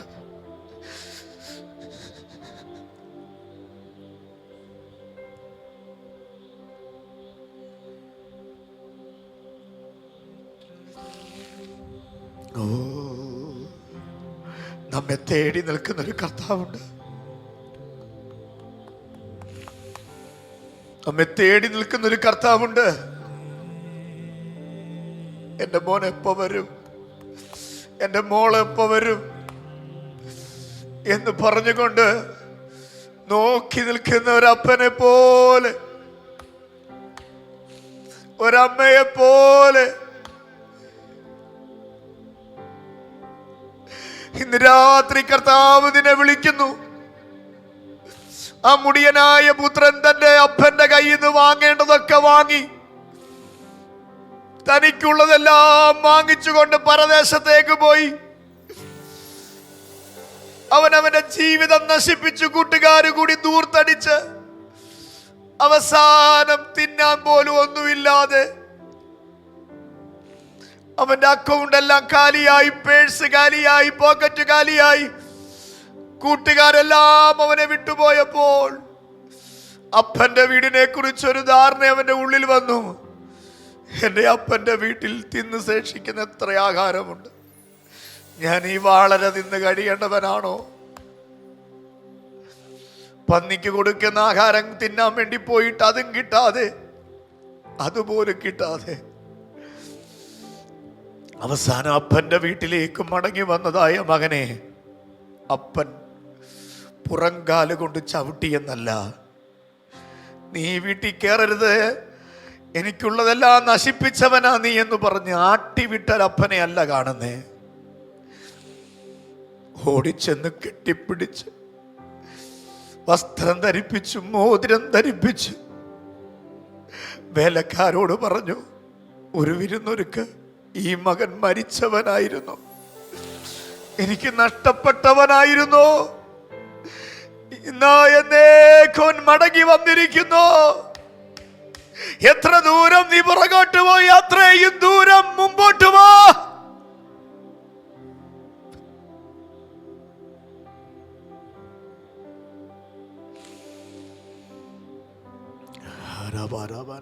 സ്വർഗം നിന്നെ നോക്കി, അയ്യോ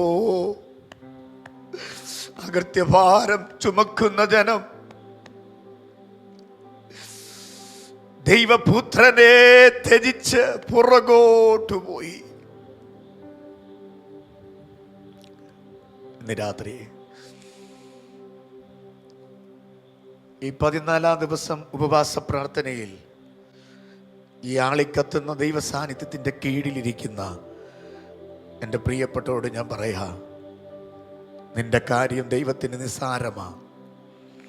നിനക്കൊരു വഴി തുറക്കാൻ, ജോലി കിട്ടാൻ ദൈവത്തിന് നിസ്സാരമാ. നിന്റെ കുടുംബത്തിൻ്റെ ദാരിദ്ര്യം നീക്കാൻ ദൈവത്തിന് നിസ്സാരമാ. കർത്താവ് നിന്നെ സ്നേഹിക്കുന്നു. ഒരമ്മ നിന്നെ മറന്നാലും ഞാൻ നിന്നെ മറക്കില്ലെന്ന് പറഞ്ഞൊരു കർത്താവാ നമ്മുടെ കർത്താവ്. ഇന്ന് രാത്രി ഭക്തൻ പാടിയത്, എത്ര ദൂരം നീ പുറകോട്ട് പോയാലും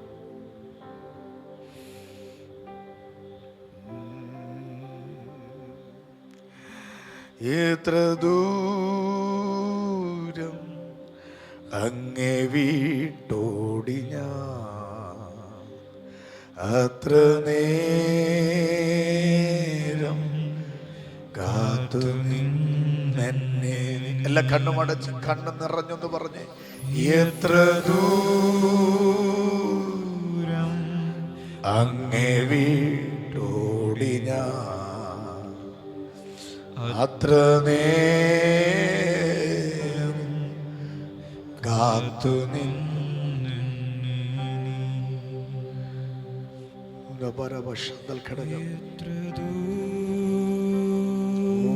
ഭയങ്കര ദൈവ സാന്നിധ്യം. എഴുന്നേറ്റ് നിന്ന് ദൈവത്തെ മഹത്വപ്പെടുത്തണമെന്നുണ്ട്. അതേപോലെ ഭയങ്കര ദൈവ സാന്നിധ്യം 14-ാം ദിവസം ഇത്രമേൽ ഇത്രമേൽ എന്നെ സ്നേഹിച്ചു, ഇതത്രയും വിചിത്രമേശു രക്ഷകാ. ഇത്രമേൽ ഇത്രമേൽ എന്നെ സ്നേഹിച്ചു, ഇതത്രയും വിചിത്രമേശു രക്ഷകാ. എത്ര ദൂരം അങ്ങേ വീട്ടോടി ഞാൻ, അത്ര നേരം കാത്തു നിന്ന്. ആ കണ്ണടച്ച് ദൈവസന്നിധി പറഞ്ഞ്, എത്ര ഒന്ന് മടങ്ങി വന്ന ദൈവത്തോട് പറഞ്ഞ, കർത്താവേ, ഇന്ന് രാത്രിയിൽ ഞാൻ എത്ര ദൂരം പുറകോട്ട് പോയോ അത്രയും ദൂരം ഞാൻ ഓടി വരുന്നു. അഭായെ ഞാൻ കെട്ടിപ്പിടിക്കുന്നു, അഭായെ ഞാൻ കെട്ടിപ്പിടിക്കുന്നു. അങ്ങില്ലാതെ എനിക്കൊരു സ്റ്റെപ്പ് മുമ്പോട്ട് വെക്കാൻ കഴിയില്ല, അങ്ങില്ലാതെ എനിക്ക് മുമ്പോട്ട് പോകാൻ പറ്റില്ലപ്പോ.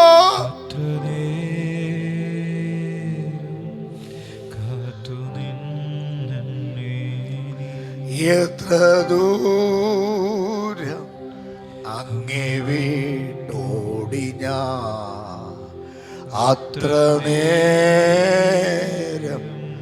കാത്തു നിന്നെ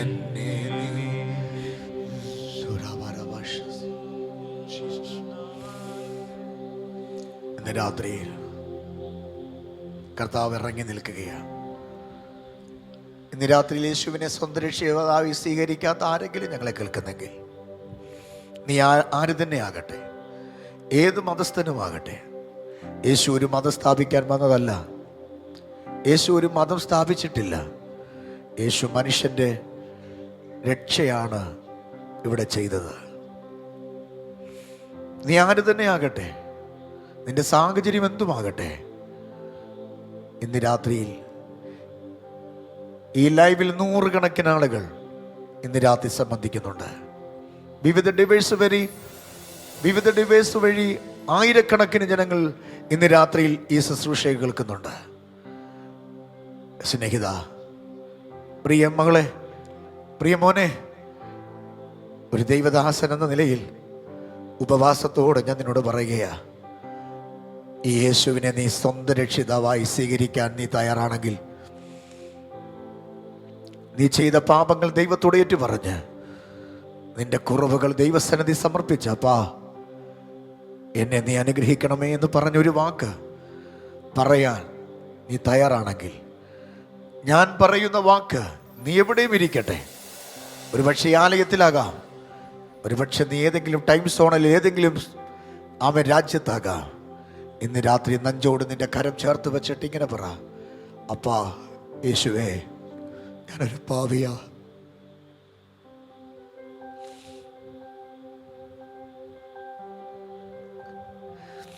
ഞാനൊരു പാവിയാ, എൻ്റെ പാപങ്ങൾക്ക് വേണ്ടിയാണ് നീ മരിച്ചത്. ഞാൻ പറയുന്നത് പോലെ നിങ്ങൾ പറഞ്ഞാട്ടെ. ഇന്ന് നിന്റെ രക്ഷയാ, ഇന്ന് നിന്റെ വിടുതലാ.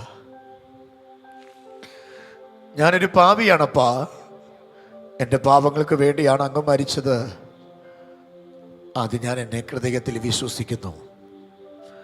അങ്ങ് രക്ഷയ്ക്ക് വേണ്ടി മരിച്ചു, അത് ഞാൻ വിശ്വസിക്കുന്നു. ഞാൻ ഒത്തിരി പുറകോട്ട് പോയി, ഞാൻ ഒത്തിരി യേശുവിനെ വിട്ടുപോയതാ.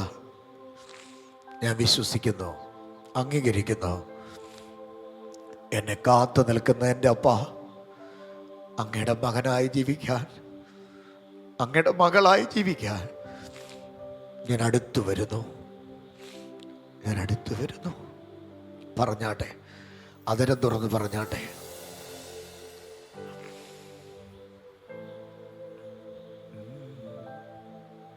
ഇത് നിന്റെ രക്ഷയുടെ സമയമാണ് കുഞ്ഞെ. നിന്നെ കർത്താവ് സ്നേഹിക്കുന്നു. നിന്റെ നിറമോ നിന്റെ വർഗമോ വർണ്ണമോ ഒന്നും എൻ്റെ കർത്താവിന് വിഷയമല്ല. നിന്റെ പണമോ നിന്റെ വിദ്യാഭ്യാസമോ ഒന്നും എൻ്റെ കർത്താവിന് വിഷയമല്ല. അവനെ കൈക്കൊണ്ട് അവൻ്റെ നാമത്തിൽ വിശ്വസിക്കുന്ന ഏവർക്കും രക്ഷിക്കപ്പെടാൻ അവൻ ഇന്ന് രാത്രി നിനക്ക് അധികാരം നൽകുകയാ. നീ ഇനി ദൈവവൈതല. ഈ പ്രാർത്ഥന ഏറ്റു ചൊല്ലിയ നിന്നോട് ഞാൻ ഒരു പാസ്റ്റർ എന്ന നിലയിൽ, ഒരു സഹോദരൻ എന്ന നിലയിൽ പറയാം, നീ ഇനി ദൈവ പൈതല. ഇനി നീ പിന്മാറരുത്. ഇനി ഈ ലോകത്തിലേക്ക് നീ പോകരുത്. ഇനി നീ മദ്യപിക്കരുത്. ഇനി നീ പുകവലിക്കരുത്. ഇനി നീ കഞ്ചാവ് ഉപയോഗിക്കരുത്. ഇനി നീ MDMA ഉപയോഗിക്കരുത്. ഒരു പാപത്തിൽ നീ ഇനി വീടരുത്. നീ ഇന്നു മുതൽ ഒരു ദൈവവേദല. കർത്താവ് നിന്നെ കാത്തിരിക്കുകയായിരുന്നു. ഇന്ന് നിന്നെ കർത്താവിൻ്റെ കൈ ലഭിച്ചിരിക്കുകയാണ്. ഒരു പക്ഷെ നീ രക്ഷിക്കപ്പെട്ടിട്ട് കുറേ കാലം കാണും. സ്നാനപ്പെട്ട വ്യക്തിയായിരിക്കും. എല്ലാ ഞായറാഴ്ച ആരാധനയ്ക്ക് പോകുന്ന വ്യക്തിയായിരിക്കും. ദൈവദാസന്മാരെ സ്നേഹിക്കുകയും വീട്ടിൽ പ്രാർത്ഥന നടത്തുകയും ചെയ്യുന്ന വ്യക്തിയായിരിക്കും. പക്ഷെ കർത്താവിനെ വിട്ട് നീ എത്ര ദൂരം പുറകിലാണോ, ഇന്ന് രാത്രി നിന്നെ കർത്താവ് കാത്തിരിക്കുകയാണ്. കാത്തിരിക്കുക. ഇത്രയും നേരം നിന്നെ കാത്തിരിക്കുക. ഇന്ന് രാത്രി നിന്നെ കാത്തിരിക്കുന്ന ഒരു കർത്താവുണ്ട്. നീ നശിക്കാതിരിക്കാൻ, നീ തകർന്നു പോകാതിരിക്കാൻ. ജീസസ്. Oh Jesus.